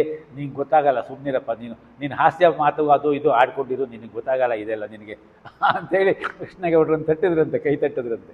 ತಟ್ಟಿಬಿಟ್ಟು ನನ್ನನ್ನು ಸುಟ್ಟು ಹಾಕ್ಬಿಡು, ಆದರೆ ಒಂದು ಕೃಷ್ಣೇಗೌಡ, ನನಗೆ ಸ್ವಲ್ಪ ಸರಿಯಾಗಿ ಒಣಗಿದ ಸೌಡೆಯನ್ನೇ ಹಾಕಿ ಸುಡಬೇಕಪ್ಪ. ಯಾಕೆ ಸರ್, ಅದೆಲ್ಲ ಏನೋ ಮಾಡ್ಕೊಂಡು, ಇಲ್ಲ ಹಾಗಲ್ಲ, ನನಗೆ ಸ್ವಲ್ಪ ಆಸ್ತಮಾ ಇದೆ, ಅಕಸ್ಮಾತಾಗಿ ನೀನು ಬೆಂಕಿ ಹಾಕಿದಾಗ ಹೊಗೆ ಜಾಸ್ತಿ ಆಗಿಬಿಟ್ಟು ನಾನು ಕೆಮ್ಮಿಕೊಂಡು ಎದ್ದು ಕೂತ್ಬಿಟ್ರೆ ಏನು ಮಾಡ್ತೀಯ? ಕೊನೆಯ ಬೆಡ್ನಲ್ಲೂ, ಆ ಡೆತ್ ಬೆಡ್ನಲ್ಲೂ ಆ ಹಾಸ್ಯ ಇದೆ ನೋಡಿ, ಅದು ನಮ್ಮನ್ನು ಕಾಪಾಡುವಂತಹ ಹಾಸ್ಯ. ಅದು ಬಹಳ ಕಷ್ಟ. ನಷ್ಟ ಲಾಭಗಳಲ್ಲಿ ಲಘು ಹಾಸ್ಯ ನಯವೊಂದು ಅಂತ ಡಿ ವಿ ಜಿಯವರು ಹೇಳ್ತಾರೆ. ಸ್ವಸ್ಥತೆಯ ಕದಲಿಸದ ಜಗದಾಸ್ಥೆಯೊಂದು, ಆಸ್ಥೆಯನ್ನು ಕುಂದಿಸದ ತಾಟಸ್ಥ್ಯವೊಂದು. ನಮಗೆ ಜಗತ್ತಿನ ಬಗ್ಗೆ ಆಸ್ಥೆ ಇರಬೇಕು, ಆದರೆ ಆ ಆಸ್ಥೆ ನಮ್ಮ ಒಳ ಸ್ವಸ್ಥತೆಯನ್ನು ಕದಲಿಸುವಷ್ಟರ ಮಟ್ಟಿಗೆ ಹೋಗಬಾರ್ದು ನಾವು. ಅಂದರೆ ಅಷ್ಟು ಹಚ್ಚಿಕೊಳ್ಳಬಾರ್ದು ನಾವು ಯಾವುದನ್ನು. ಸ್ವಸ್ಥತೆಯ ಕದಲಿಸದ ಜಗದಾಸ್ಥೆಯೊಂದು, ಆಸ್ಥೆಯನ್ನು ಕುಂದಿಸದ ತಾಟಸ್ಥ್ಯವೊಂದು. ಆ ಆಸ್ಥೆಯ ಕಮ್ಮಿ ಆಗುವ ರೀತಿಯ ನೋಡಿಕೊಳ್ಳದೇ ಇರುವಂತಹ ರೀತಿಯ ಒಂದು ನ್ಯೂಟ್ರಲ್ ಮನೋಭಾವನೂ ಇರಬೇಕು. ತಾಟಸ್ಥ್ಯ ಒಂದು. ನಷ್ಟ ಲಾಭಗಳಲ್ಲಿ ಲಘು ಹಾಸ್ಯ ನಯ ಒಂದು. ಇದು ಬೇಕು ನಮಗೆ. ಸ್ವಸ್ತಿಗೆ ಅವಶ್ಯಕವೋ ಇಂದು, ಸ್ವಸ್ತಿ ಮಂಗಳಗಳಿಗೆ ನಮಗೆ ಬೇಕಾದದ್ದು ಇದೇ 3. ಈ 3 ದಾರಿಯಲ್ಲಿ ಹೋದರೆ ನಮಗೆ ಸ್ವಸ್ತಿ ಮಂಗಳಗಳಿರುತ್ತೆ ಅಂತ ಡಿ ವಿ ಜಿಯವರು ಹೇಳ್ತಾರೆ. ಆ ರೀತಿಯಲ್ಲಿ ನರಸಿಂಹಯ್ಯನವರು ಆ ಕೊನೆಯ ಹಂತದಲ್ಲೂ ಕೂಡ ಹೇಳ್ತಾರಂತೆ, ಒಣಗಿದ ಕಟ್ಟಿಗೆ ಬೇಕಪ್ಪ ನನಗೆ, ನೀವು ಹಸಿ ಕಟ್ಟಿಗೆ ಇಟ್ಕೊಳ್ಬೇಡಿ, ನಾನು ಅಕಸ್ಮಾತಾಗಿ ಕೆಮ್ಮಿಕೊಂಡು ಕೂತ್ಬಿಟ್ರೆ ಮತ್ತೆ ಎದ್ದು ಭಾಳ ಕಷ್ಟ ಆಗ್ತದೆ. ಆ ರೀತಿಯಲ್ಲಿ ಶರೀರ ಅಂತ ಹೇಳೋದನ್ನು ಭಸ್ಮ ಮಾಡಿಬಿಡಬೇಕು. ನಮ್ಮೆಲ್ಲರ ಪ್ರಾರ್ಥನೆಯೂ ಅದೇನೇ. ಈಶಾವಾಸ್ಯೋಪನಿಷತ್ತು 18 ಶ್ಲೋಕಗಳ ಅತ್ಯಂತ ಸುಂದರವಾದಂತಹ ಒಂದು ಉಪನಿಷತ್ತು. ಎಲ್ಲ ಉಪನಿಷತ್ತುಗಳಲ್ಲಿ ಬಹಳ ವಿಶೇಷವಾದಂತಹ ಒಂದು ಉಪನಿಷತ್ತು ಈಶಾವಾಸ್ಯೋಪನಿಷತ್ತು. ಈಶಾವಾಸ್ಯಮಿದಂ ಸರ್ವಂ ಯತ್ಕಿಂಚಿತ್ ಜಗತ್ಯಾಂ ಜಗತ್ತು ತೇನ ತ್ಯಕ್ತೇನ ಪುಂಜೀತಃ ಮಾಗೃತಃ ಕಸ್ಯ ಸ್ವಿಧನಂ ಎನ್ನುವ ಮೊದಲನೆಯ ಶ್ಲೋಕದಿಂದ ಶುರುವಾಗ್ತದೆ. 2ನೆಯ ಶ್ಲೋಕದಲ್ಲಿಯೇ ಹೇಳ್ತಾನೆ ಋಷಿ, ಕುರ್ವನ್ನೇಮೇಹ ಕರ್ಮಾಣಿ ಜಿಜೀವಿಷೇತ್ ಶತಗುಂ ಸಮಾಹ. ನಾವು ಕರ್ಮ ಮಾಡ್ತಾ 100 ವರ್ಷ ಬದುಕುವಂತಹ ಸಂಕಲ್ಪವನ್ನು ಮಾಡಬೇಕು. ಆತ್ಮತತ್ವ ವಿಚಾರ ಚಿಂತನೆ ಏನಾದರೂ ಇರಲಿ, ಅಯ್ಯೋ ಏನಿದೆ ಶರೀರ, ಏನು ಮನುಜ ಶರೀರವಿದೇನು ಸುಖ, ಅದೆಲ್ಲ ಬರಬಾರದು ನಮಗೆ. ಪಶ್ಯೇಮ ಶರದಶತಂ, ಅದೇ ಉಪನಿಷತ್ತು ಹೇಳ್ತದೆ. ಜೀವೇಮ ಶರದಶತಂ, ನಂದಾಮ ಶರದಶತಂ, ಮೋದಾಮ ಶರದಶತಂ, ಭವಾಮ ಶರದಶತಂ, ಅಜಿತಾಸ್ಯಾಮ ಶರದಶತಂ. ನಮ್ಮನ್ನು ಯಾರೂ ಸೋಲಿಸಬಾರ್ದು. ಆ ರೀತಿಯಲ್ಲಿ ನಾವು 100 ವರ್ಷ ಬದುಕೋಣ. ಹಾಗೆ ಹೇಳ್ತಾ ಹೇಳ್ತಾ ಕೊನೆಯ ಶ್ಲೋಕದ ಹಿಂದಿನ ಶ್ಲೋಕದಲ್ಲಿ ಆ ಋಷಿ ಕೇಳ್ಕೊಳ್ತಾನೆ, ವಾಯುರನಿಲ ಮಮೃತ ಮಥೇದಂ ಭಸ್ಮಾಂತಂ ಶರೀರಂ. ಓಂ ಕ್ರತೋಸ್ಮರ ಕೃತಂ ಸ್ಮರ ಕ್ರತೋಸ್ಮರ ಕೃತಂ ಸ್ಮರ ಅಂತ ಹೇಳಿ ಋಷಿಯಲ್ಲಿ ಪ್ರಾರ್ಥನೆ ಮಾಡ್ತಾನೆ. ನನ್ನ ಶರೀರ ತನ್ನ ಕಾರ್ಯವನ್ನು 100 ವರ್ಷಗಳ ಪರ್ಯಂತರವಾಗಿ ಕರ್ಮದಲ್ಲಿ ಇದ್ದುಕೊಂಡೇ ಕರ್ಮ ಮಾಡ್ತಾನೆ ಈ ಜೀವನದ ಎಲ್ಲ ಸೌಂದರ್ಯಗಳನ್ನು, ಸುಖಗಳನ್ನು, ಶಾಂತಿಗಳನ್ನು, ಎಲ್ಲ ರೀತಿಯ ಧರ್ಮಕ್ಕೆ ವಿರುದ್ಧವಲ್ಲದ ಎಲ್ಲ ಭೋಗಗಳನ್ನು ಪಡಿತಾ 100 ವರ್ಷ ಬಾಳಲಿ. ಅದಾದ ಮೇಲೆ ವಾಯುರನಿಲ ಮಮೃತ ಮಥೇದಂ ಭಸ್ಮಾಂತಂ ಶರೀರಂ, ನನ್ನ ಶರೀರ ಭಸ್ಮವಾಗಿ ಹೋಗಲಿ, ಅಂದರೆ ಸುಡಬೇಕು. ಸುಟ್ಟ ಆದಮೇಲೆ ಆ ಬೂದಿ ಉಳ್ಕೊಳ್ಳುತ್ತಲ್ಲ, ಆ ಬೂದಿ ವಾಯುರನಿಲ ಮಮೃತಂ ಅಥ ಇದಂ, ಆ ಬೂದಿ ವಾಯುವಿನಿಂದ, ಅನಿಲ ವಾಯು ಎರಡು ಒಂದೆಡೆಯ ಇಡೀ ಪ್ರಪಂಚ ಪರಿಸರವನ್ನೇ ವ್ಯಾಪಿಸಿಕೊಂಡು ಅಮೃತತ್ವಕ್ಕೆ ಸಂದು ಹೋಗಲಿ ಅನ್ನುವಂತಹ ಪ್ರಾರ್ಥನೆಯನ್ನು ಮಾಡಬೇಕು. ವಾಯುರನಿಲ ಮಮೃತಂ ಅಥ ಇದಂ ಭಸ್ಮಾಂತಂ ಶರೀರಂ. ಇನ್ನು ಕೊನೆಯ ಆ 2ನೇ ಲೈನ್ನಲ್ಲಿ ಆ ಋಷಿ ಕೇಳುವ ಪ್ರಾರ್ಥನೆ ಇದೆಯಲ್ಲ, ಅದು ಬಹಳ ಮುಖ್ಯ. ಓಂ ಕ್ರತೋಸ್ಮರ. ಓಂ ಅಂತ ಹೇಳಿದ್ರೆ ಪರಬ್ರಹ್ಮವಾಚಕ ಶಬ್ದ. ಆಧ್ಯಾತ್ಮ ಚಿಂತನೆಯಲ್ಲಿ ನಾವು ಮುಂದಕ್ಕೆ ಹೋಗಬೇಕಾದರೆ ಓಂಕಾರದ ನಾದ ನಮಗೆ ಮಾರ್ಗದರ್ಶಕ ಶಬ್ದ ಪಥ ಅಂತ ಹೇಳ್ತಾರೆ. ಆ ರೀತಿಯಲ್ಲಿ ಓಂ ಹೇ ಶಬ್ದ ಬ್ರಹ್ಮನೇ ಕ್ರತೋಸ್ಮರ, ನಾನು ನನ್ನ ಮನಸ್ಸು, ಕ್ರತೋ ಅಂತ ಹೇಳಿದ್ರೆ ಮನಸ್ಸು ಅಂತ ಹೇಳಿ, ನನ್ನ ಮನಸ್ಸು ಯೋಚನೆ ಮಾಡಲಿ, ಚಿಂತಿಸಲಿ 2 ಸಾರಿ ಹೇಳ್ತಾರೆ ಋಷಿಯಲ್ಲಿ. ಏನನ್ನು ಚಿಂತಿಸಬೇಕು? ಕೃತಂ ಸ್ಮರ, ಮಾಡಿದ್ದನ್ನು ಸ್ಮರಣೆ ಮಾಡಬೇಕು. ಕ್ರತೋಸ್ಮರ, ಮನಸ್ಸೇ ನೀನು ಸ್ಮರಿಸು, ನೀನು ಮನಸ್ಸು ಮಾಡಿದ್ದನ್ನು ಸ್ಮರಿಸು. ಏನು ಮಾಡಿದ್ದನ್ನು ಸ್ಮರಿಸಬೇಕು? ಕೊನೆಯ ಕಾಲದಲ್ಲಿ ನಾವು ಯಾವ ರೀತಿಯ ಯೋಚನೆ ಇಟ್ಟುಕೊಂಡಿರ್ತೀವೋ, ಯಾವ ಆಲೋಚನೆಯಲ್ಲಿ ಇರ್ತೀವೋ, ಉಸಿರು ನಮ್ಮದು ನಿಂತು ಹೋಗುವಾಗ ಅದೇ ಮುಂದಿನ ಜನ್ಮದಲ್ಲಿ ನಮಗೆ ಆಹಾರವಾಗಿ ಮುಂದೆ ಮಾರ್ಗದರ್ಶನ ಕೊಡ್ತದೆ. ಅದಕ್ಕೆ ಅದೇ ನಮ್ಮ ಮುಂದಿನ ಜನ್ಮಕ್ಕೂ ಕಾರಣವಾಗ್ತದೆ. ಅಂತಕಾಲೇ ಮಾಮೇವ ಸ್ಮರನ್ ಮುಕ್ತ್ವಾ ಕಲೇವರಂ ಯಃ ಪ್ರಯಾತಿ ತ್ಯಜದ್ಭಾವಂ ಯಃ ಪ್ರಯಾತಿ ಸಮದ್ಭಾವಂ ತ್ಯಜತ್ಯಂತೆ ಕಲೇವರಃ. ಅಂತ್ಯಕಾಲದಲ್ಲಿ ಯಾವ ಭಾವನೆಗಳನ್ನು ನಾವು ಇಟ್ಟುಕೊಂಡು ನಮ್ಮ ಜೀವನವನ್ನು ನಾವು ಮುಗಿಸ್ತೇವೋ ಅದೇ ಭಾವನೆ ಸರಿಯಾದ ರೀತಿಯಲ್ಲಿ ನಮಗೆ ಉಪಕಾರ ರೀತಿಯಲ್ಲಿ ಬಂದು ಅದಕ್ಕೆ ಅನುಗುಣವಾಗಿ ನಾವು ಮುಂದಿನ ಜನ್ಮವನ್ನು ಪಡಿತೀವಿ. ಆದ್ದರಿಂದಲೇ ನಾವು ಕೊನೆಯ ಹಂತದಲ್ಲಿ ಸರಿಯಾದ ರೀತಿಯಲ್ಲಿ ಒಳ್ಳೆಯ ಚಿಂತನೆಯಲ್ಲಿ, ಒಳ್ಳೆಯ ಸತ್ಸಂಗದಲ್ಲಿ, ಸದ್ವಿಚಾರ ಚಿಂತನೆಯಲ್ಲಿ ಇರಬೇಕು ಅಂತ ಹೇಳಿ ನಮ್ಮ ಹಿಂದಿನವರು ಹೇಳಿರುವುದು. ಅದನ್ನು ಆ ಋಷಿ ಮತ್ತೆ ಹೇಳ್ತಾನಲ್ಲಿ. ಓಂ ಕ್ರತೋಸ್ಮರ, ಮನಸ್ಸೇ ನನಗೆ ಸರಿಯಾದ ರೀತಿಯಲ್ಲಿ ಪ್ರೇರೇಪಿಸು. ಏನನ್ನ? ಕೃತಂ ಸ್ಮರ, ಮಾಡಿದ್ದನ್ನು ಸರಿಯಾದ ರೀತಿಯಲ್ಲಿ ನಾನು ಏನೆಲ್ಲ ಮಾಡಿದ್ದೇನೋ, ಸಾಯುವ 1, 2, 3, 4 ನಿಮಿಷದ ಮುಂಚೆ ಮನುಷ್ಯರಾದವನಿಗೆ ಆ ಕೊನೆಯ ಹಂತದಲ್ಲಿ ತಾನು ಮಾಡಿದ್ದೆಲ್ಲ ಜ್ಞಾಪಕಕ್ಕೆ ಬರುತ್ತಂತೆ. ನಾವು ಮಾಡಿದ ಕರ್ಮಗಳು ಬರೀ ಪಾಪದ ಕರ್ಮಗಳೇ ಆಗಿಬಿಟ್ರೆ, ಅದೇ ನಮ್ಮ ಚಿಂತನೆ ಆಗಿಬಿಟ್ರೆ ಮುಂದಿನ ಜನ್ಮವೂ ಅದೇ ಆಗೋಗ್ಬಿಡುತ್ತೆ. ಆದ್ದರಿಂದ ಓಮಿತ್ಯೇಕಾಕ್ಷರಂ ಬ್ರಹ್ಮ, ಯಾರು ಓಂ ಎನ್ನುವಂತಹ ಏಕಾಕ್ಷರದ ಆ ಬ್ರಹ್ಮ ಚಿಂತನೆಯನ್ನು ಮಾಡ್ತಾ ಇಲ್ಲಿಂದ ಹೋಗ್ತಾರೋ, ತ್ಯಜತ್ಯಂತೆ ಕಳೇವರಂ, ಯಾರು ಕಳೇವರವನ್ನು ಬಿಡ್ತಾರೋ, ಕಳೇವರ ಅಂತ ಹೇಳಿದ್ರೆ ಶರೀರವನ್ನು ತ್ಯಜತಿ, ಬಿಡುವುದು.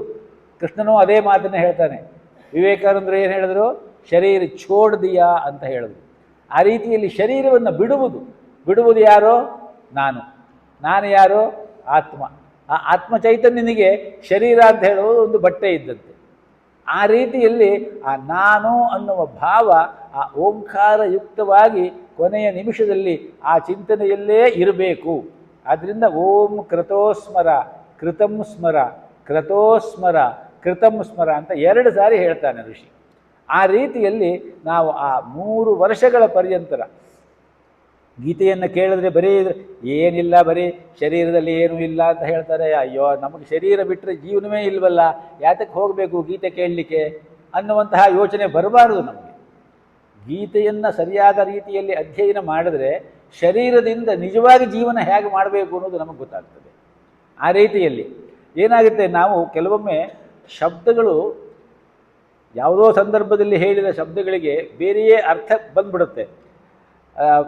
ಹಿಂದಿನ ಶ್ಲೋಕ ಹೇಳುವಾಗ ನಾವು ಅಲ್ಲಿ ಹೊರಗಡೆ ಕೂತ್ಕೊಂಡು ಹೇಳುವಾಗ ಈ ನಮ್ಮ ಶ್ರಾದ್ದಾದಿಗಳನ್ನೆಲ್ಲ ಮಾಡೋದು ಈ ಶರೀರಕ್ಕೆ ಹೊರತು ಆತ್ಮಕ್ಕಲ್ಲ ಅಂತ ಹೇಳಿದಾಗ ಒಬ್ಬರು ಹಿರಿಯರು ನಮಗೆ ಈಗ ಒಂದು ಜಿಜ್ಞಾಸೆ ಬಂದ್ಬಿಡ್ತಲ್ಲ, ಹಾಗಾದರೆ ನಾವು ಮಾಡಬೇಕೋ ಬಿಡಬೇಕು ಅಂತ ಕೇಳಿದ್ರು. ಮಾಡಬೇಕು. ಯಾಕೆ ಅಂತ ಕೇಳಿದ್ರೆ ಈ ಶರೀರ ವಾಸ್ತವವಾಗಿ ಶಾಸ್ತ್ರ ಏನು ಹೇಳುತ್ತೆ ಅಂತ ಕೇಳಿದ್ರೆ, ಕಾಲವಾದಂತಹ ಆ ಜೀವ ಅವನು ಸದ್ಗತಿಗೆ ಸಂದಿದ್ದಾದರೆ ನಮಗೆ ಗೊತ್ತಿಲ್ಲ. ಮನುಷ್ಯಾಣಾಂ ಸಹಸ್ರೇಷು ಕಶ್ಚಿದ್ ಯತತಿ ಸಿದ್ಧಯೇ ಯತತಾಮಪಿ ಸಿದ್ಧಾನಾಂ ಕಶ್ಚಿನ್ಮಾಂ ವೇತ್ತಿ ತತ್ವತಃ ಅಂತ ಕೃಷ್ಣ ಹೇಳ್ತಾನೆ. ಸಹಸ್ರ ಸಂಖ್ಯೆಯಲ್ಲಿ ಇರುವಂತಹ ಜನಗಳು ನನ್ನನ್ನು ಕಾಣಬೇಕು ಅಂತ ಹೇಳಿ ಪ್ರಯತ್ನ ಪಡ್ತಾರೆ. ಹಾಗೆ ಪ್ರಯತ್ನಪಟ್ಟ ಎಷ್ಟೋ ಸಹಸ್ರ ಮಂದಿಯಲ್ಲಿ ಯಾರೋ ಒಬ್ಬ ಕೊನೆಯಲ್ಲಿ ನನ್ನನ್ನು ಬಂದು ಸೇರಲಿಕ್ಕೆ ಆಗ್ತಾನವನು, ಅವನಿಗಾಗತ್ತೆ. ಆದ್ದರಿಂದ ನಾವೆಲ್ಲ ಎಷ್ಟು ಪ್ರಯತ್ನ ಮಾಡಿದ್ದೇವೋ, ಎಷ್ಟು ಸಾಧನೆ ಮಾಡಿದ್ದೇವೋ ನಮಗೇ ಗೊತ್ತುಂಟು. ಆದ್ದರಿಂದ ನಮಗೆ ಮುಕ್ತಿ ಇದೆಯೋ ಅಥವಾ ಇನ್ನೊಂದು ಜೀವನ ಇದೆಯೋ ನಮಗೆ ಗೊತ್ತಿಲ್ಲ. ಒಂದು ವೇಳೆ ಹೋದಂತಹ ಜೀವಕ್ಕೆ ಮುಕ್ತಿಯೇ ಸಂದಿದ್ದರೆ ನಾವಿಲ್ಲಿ ಮಾಡಬೇಕಾದದ್ದು ಏನೂ ಇಲ್ಲ. ಆ ಜೀವಕ್ಕೆ ಯಾರಿಗೆ ಮಾಡ್ತೀರಿ ನೀವು? ಮಾಡಬೇಕಾಗಿಲ್ಲ ಅಂತ ಶಾಸ್ತ್ರ ಹೇಳುತ್ತೆ, ಶಾಸ್ತ್ರವೇ ಹೇಳುತ್ತೆ. ಆದರೆ ನಮಗೆ ಗೊತ್ತಿಲ್ಲ, ಅದಕ್ಕೆ ಮುಕ್ತಿ ಸಿಕ್ಕಿದೆಯೋ ಇಲ್ಲೋ ಅಂತ ನಮಗೆ ಗೊತ್ತಿಲ್ಲ. ನಾವು ಮಾಡಬೇಕಾದದ್ದು ಶ್ರದ್ಧೆಯ ಯುಕ್ತಿಯೋ ಯಹ ಕರೋತಿ ಸಹ ಶ್ರಾದ್ದ. ಶ್ರದ್ಧೆಯಿಂದ ಏನು ಮಾಡ್ತೀವೋ ಅದೆಲ್ಲವೂ ಶ್ರಾದ್ದವೇ. ಕೇವಲ ಯಾವುದೋ ಕೆಲವು ರಿಚುವಲ್ಸನ್ನು ಇಟ್ಟುಕೊಂಡು ಮಾಡುವಂತಹ ಶ್ರಾದ್ದ ಮಾತ್ರ ಶ್ರಾದ್ದ ಅಲ್ಲ. ಶ್ರಾದ್ದ ಮಾಡುವುದರಲ್ಲಿ 4 ವಿಧಾನಗಳನ್ನು ಹೇಳಿದೆ ಬ್ರಹ್ಮಾಂಡ ಪುರಾಣ. ಅದರಲ್ಲಿ ಚಟಕ ಶ್ರಾದ್ದ ಒಂದು, ಪಾರ್ವಣ ಶ್ರಾದ್ದ ಒಂದು, ಅದೆಲ್ಲ ಎಲ್ಲರಿಗೂ ಗೊತ್ತಿರುವಂತಹ ಶ್ರಾದ್ದದ ರೀತಿಗಳು. ಅದಲ್ಲದೆ ನಿಮಗೆ ಅದೆಲ್ಲ ಮಾಡಲಿಕ್ಕೆ ಸಾಧ್ಯ ಇಲ್ಲ ಅಂತಂದರೆ ನೀವು ಒಂದು ಹಸುವಿನ ಮುಂದೆ ಹೋಗಿ ನಿಂತುಕೊಂಡು ಒಂದು ಮರದಲ್ಲಿ ಒಂದಿಷ್ಟು ಅಕ್ಕಿ ಒಂದಷ್ಟು ಬೆಲ್ಲ ಕೊಟ್ಟುಬಿಟ್ಟು ಅದನ್ನು ತಿನ್ನಿಸ್ಬಿಟ್ಟು ಅದಕ್ಕೆ ಒಂದು ಸುತ್ತು ಪ್ರದಕ್ಷಿಣೆ ಬಂದು ನಮಸ್ಕಾರ ಮಾಡಿ ನಿಮ್ಮ ಹಿರಿಯರನ್ನು ಜ್ಞಾಪಿಸಿಕೊಂಡ್ರೆ ಅದು ಶ್ರಾದ್ದ ಮಾಡಿದ ಸಂಪೂರ್ಣ ಫಲವನ್ನು ನಿಮಗೆ ಕೊಡುತ್ತೆ ಅಂತ ಹೇಳಿದೆ. ಇದು ಬ್ರಹ್ಮಾಂಡ ಪುರಾಣದಲ್ಲಿ ಬರುವಂತಹ ಮಾತು. ಅದೂ ಸಾಧ್ಯವಿಲ್ಲ ನಿಮಗೆ ಅಂತ ಇಟ್ಕೊಳ್ಳೋಣ. ನೀವೇನು ಮಾಡಿ, ಹೊರಗಡೆ ಪರಿಸರದಲ್ಲಿ ಒಂದು ದೊಡ್ಡ ಮರ ಇದೆ ಅಂತ ಇಟ್ಕೊಳ್ಳಿ. ಆ ಮರವನ್ನು ಹೋಗಿ ಭಾವುಕರಾಗಿ ಅತ್ಯಂತ ಶ್ರದ್ಧಾಪೂರ್ಣ ಭಾವುಕತೆಯಿಂದ ಅದನ್ನು ತಬ್ಬಿಕೊಂಡು ನನಗೆ ಏನೂ ಮಾಡಲಿಕ್ಕೆ ಸಾಧ್ಯವಾಗ್ತಾ ಇಲ್ಲ, ನನ್ನನ್ನು ಕ್ಷಮಿಸಬೇಕು ಅಂತ ಹೇಳಿ ಸುತ್ತು ಬಂದು ಪ್ರದಕ್ಷಿಣೆ ಮಾಡಿ ಸಾಕಾಗ್ತದೆ. ನಿಮ್ಮ ಹಿರಿಯರಿಗೆ ಆ ಶ್ರಾದ್ದ ಬೇಕು ಅಂತಿದ್ದರೆ, ಬೇಕೋ ಬೇಡವೋ ನಮಗೆ ಗೊತ್ತಿಲ್ಲ. ಆದ್ದರಿಂದ ಮಾಡುವುದರಲ್ಲಿ 10 ವಿಧಾನಗಳಿದೆ. ಆದ್ದರಿಂದ ಯಾಕೆ ಮಾಡಬೇಕು ಅಂತ ಹೇಳಿದ್ರೆ ಒಂದು ಕೃತಜ್ಞತಾ ಸ್ಮರಣೆ. ನಾವು ಈ ಶರೀರವನ್ನು ಹೊತ್ತುಕೊಂಡು ಈ ಪ್ರಪಂಚಕ್ಕೆ ಬಂದು ಈ ಸಂಸಾರದ ಅನಂತವಾದ ಸೌಖ್ಯವನ್ನು ಅನುಭವಿಸ್ತಾ ಇಲ್ಲಿಯ ಸೌಂದರ್ಯವನ್ನು ಸರಿಯಾದ ರೀತಿಯಲ್ಲಿ ಅನುಭವಿಸಲಿಕ್ಕೆ ಸಾಧ್ಯವಾಗಿರುವಂತಹ ಈ ಶರೀರವನ್ನು ನಮಗೆ ಕೊಟ್ಟಿದ್ದಾರೆ ಅವರು. ಆದ್ದರಿಂದ ಅವರನ್ನು ನಾವು ವರ್ಷಕ್ಕೆ 1 ಸಾರಿ ಕೃತಜ್ಞತೆಯಿಂದ ಸ್ಮರಿಸಿಕೊಳ್ಳಬೇಕಾದದ್ದು ನಮ್ಮ ಕರ್ತವ್ಯ. ಅದಷ್ಟು ನಾವು ಏನೋ ಅಲ್ಲಿ ಒಂದು ರಿಚುವಲ್ ಮಾಡ್ತೀವಲ್ಲ, ಅದನ್ನು ಮಾಡುವುದರಿಂದ ಅವರಿಗೆ ಮುಕ್ತಿ ಸಿಗುತ್ತೆ ಅಥವಾ ಅವರಿಗೆ ಅದರಿಂದ ತೃಪ್ತಿ ಸಿಗುತ್ತೆ, ಈ ಭ್ರಮೆ ನಮಗೆ ಬೇಡ. ಯಾಕೆ ಅಂತ ಕೇಳಿದ್ರೆ ಸಿಟಿ ಒಳಗೆ ಇವತ್ತು ಯಾವ್ಯಾವ ತರಹ ಎಲ್ಲ ಮಾಡ್ತಾರೆ ಅಂತ ಹೇಳೋದನ್ನು ನಾವು ನೋಡಿದ್ರೆ ಆ ಶ್ರಾದ್ದ ಮಾಡಲೇಬಾರ್ದು ಅನ್ನುವ ಮಟ್ಟಿಗೆ ನಮ್ಮ ಮನಸ್ಸಿಗೆ ಬೇಜಾರು ಮತ್ತು ಹೀಕಾರ ಬರುತ್ತದೆ. ಆದ್ದರಿಂದ ನಾವು ಮಾಡಬೇಕಾದ ಕೃತಜ್ಞತೆಯ ದ್ಯೋತಕ. ಕೃತಜ್ಞಸ್ಯ ಕುತೋ ಭಯಂ, ಕೃತಘ್ನಸ್ಯ ಕುತೋ ಶಿವಂ ಅಂತ 2 ಮಾತುಂಟು. ಕೃತಜ್ಞನಾದವನಿಗೆ ಭಯವಿಲ್ಲ. ಕೃತಘ್ನ ಅಂದರೆ ಅನ್ಗ್ರೇಟ್ಫುಲ್. ಕೃತಜ್ಞನಾದವನಿಗೆ ಮಂಗಳವಿಲ್ಲ. ನಾವು ಆ ಮಟ್ಟಕ್ಕೆ ಹೋಗಬಾರ್ದು ಅನ್ನುವ ದೃಷ್ಟಿಯಿಂದ ಇದನ್ನು ಮಾಡಬೇಕು ಅಂತ ಹೇಳ್ತಾರೆ. ಶೃಂಗೇರಿಯಲ್ಲಿ ಹಿಂದೆ ಇದ್ದಂತಹ ಅಭಿನವ ವಿದ್ಯಾತೀರ್ಥರು ಒಮ್ಮೆ ಯಾರೋ ಕೇಳಿದ್ರಂತೆ, ಹೀಗೆ ಹೋದಾಗ ಯಾರೋ ಒಬ್ಬರು ಗೃಹಸ್ಥರು, ನಾವು ಗಯಾಗೆಲ್ಲ ಹೋಗಿ ಬಂದುಬಿಟ್ಟಿದ್ದೀವಿ, ಎಲ್ಲ ಮಾಡಿಬಿಟ್ಟಿದ್ದೀವಿ, ಇನ್ನೇನು ಮಾಡಬೇಕಾಗಿಲ್ಲ ಅಲ್ವಾ ಅಂತ ಕೇಳಿದ್ರಂತೆ. ಓಹೋ ಹೌದಾ, ಪರವಾಗಿಲ್ವ, ಶಾಸ್ತ್ರ ಸಾಕಷ್ಟು ತಿಳ್ಕೊಂಡಿದ್ದೀರಿ ನೀವು ಅಂದ್ರಂತೆ ಅವರು. ನೀವು ಹಾಗೆ ಕೇಳ್ತಿರಲ್ಲ, ನೀವು ನಿನ್ನೆ ನಿಮ್ಮ ಮನೇಲಿ ಹಬ್ಬ ಮಾಡಿದಿರಿ ಅಂತ ಇಟ್ಕೊಳ್ಳಿ. ಹೌದು, ಹಬ್ಬ ಮಾಡಿದ್ವಿ, ಬೇಕಾದಂತಹ ಭಕ್ಷ್ಯಭೋಜ್ಯಗಳನ್ನೆಲ್ಲ ಮಾಡಿದ್ರಿ. ಇವತ್ತು ನೀವು ಊಟನೇ ಮಾಡಲ್ವ? ಹಾಗಾದರೆ ಇಲ್ಲ, ಊಟ ಮಾಡ್ತೀವಿ. ಹಾಗಾದರೆ ನೀವು ಶ್ರಾದ್ದವೂ ಮಾಡಬೇಕು. ಆ ರೀತಿಯಲ್ಲಿ. ಆದರೆ ಯಾವ ರೀತಿ ಮಾಡ್ತೀವಿ ಅನ್ನೋದು ಬಹಳ ಮುಖ್ಯ ಆಗ್ತದೆ, ಯಾವ ಭಾವನೆಯಲ್ಲಿ ಮಾಡ್ತೀವಿ ಅನ್ನೋದು ಮುಖ್ಯವಾಗ್ತದೆ. ಯಾಂತ್ರಿಕವಾಗಿ ಮಾಡೋದರಿಂದ ಏನೂ ಪ್ರಯೋಜನವಿಲ್ಲ.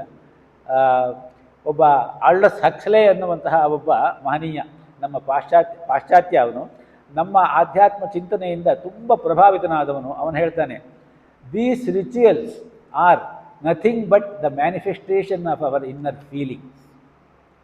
The later should come first and the farmer should follow. Later ಅಂತ ಹೇಳಿದ್ರೆ ಯಾವುದು? ಭಾವನೆ ಮೊದಲು ಬರಬೇಕು. ಭಾವನೆಯೇ ಇಲ್ಲದೆ ಭಾವನಾ ಶೂನ್ಯವಾಗಿ ನೀವು ಏನೋ ಯಾಂತ್ರಿಕವಾಗಿ ಮಾಡುವುದರಿಂದ ಯಾವ ಪ್ರಯೋಜನವೂ ಇಲ್ಲ. ಈ ಆತ್ಮತತ್ವ ಚಿಂತನೆ ಮಾಡುವಾಗ ನಾನು ಯಾವುದೋ ಒಂದು ಸಂದರ್ಭದಲ್ಲಿ ಏನೋ ಒಂದು ಮಾತು ಹೇಳಿ ಅದನ್ನೇ ಆಧಾರ ಅಂತ ತಗೊಳ್ಬಾರ್ದು. ದಯವಿಟ್ಟು ಯಾರು ಕೂಡ ನೀವು ಕೇಳಿದ್ರೆ ನಂಗೆ ಗೊತ್ತಿರುವ ವಿಚಾರವನ್ನು ತಿಳಿಸ್ತೀನಿ. ನಾನು ಅಂತಹ ವಿಚಾರಗಳಲ್ಲೆಲ್ಲ ಅಧಿಕೃತವಾಗಿ ಮಾತನಾಡುವ ಯಾವ ಅಧಿಕಾರವನ್ನು ಇಟ್ಟುಕೊಂಡಿಲ್ಲ. ಅದು ಸಂದರ್ಭಕ್ಕೆ ತಕ್ಕಂತೆ ಆ ಮಾತಾಡಿದ್ದೆ. ಆ ರೀತಿಯಲ್ಲಿ ಈ ಚಿಂತನೆಗಳೆಲ್ಲ ನಮ್ಮನ್ನು ಆಧ್ಯಾತ್ಮಿಕವಾಗಿ ಮೇಲಕ್ಕೆತ್ತೆ. ನಮ್ಮ ಮನಸ್ಸು ಅರಳುತ್ತೆ. ಆ ಅರಳಿದಾಗ ನಮಗೆ ಆತ್ಮವಿಸ್ತರಣಾಭ್ಯಾಸ ಬರ್ತದೆ. ಆ ಆತ್ಮವಿಸ್ತರಣಾಭ್ಯಾಸವೇ ಮುಖ್ಯವಾಗಿ ಗೀತೆಯ ಅಧ್ಯಯನದಿಂದ ನಮಗೆ ಬರಬೇಕಾದಂತಹ ಪ್ರಯೋಜನ. ಈ ಶ್ಲೋಕವನ್ನು ಇನ್ನೂ ಮುಂದಕ್ಕೆ ಹೇಳ್ಕೊಳ್ಳೋಣ.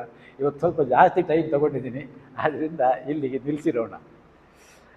ಓಂ ಪೂರ್ಣಮದಃ ಪೂರ್ಣಮಿದಂ ಪೂರ್ಣಾತ್ ಪೂರ್ಣಮುದಚ್ಯತೆ ಪೂರ್ಣಸ್ಯ ಪೂರ್ಣಮಾದಾಯ ಪೂರ್ಣಮೇವಾವಶಿಷ್ಯತೆ. ಓಂ ಶಾಂತಿ ಶಾಂತಿ ಶಾಂತಿ. ಶ್ರೀಕೃಷ್ಣಾರ್ಪಣಮಸ್ತು.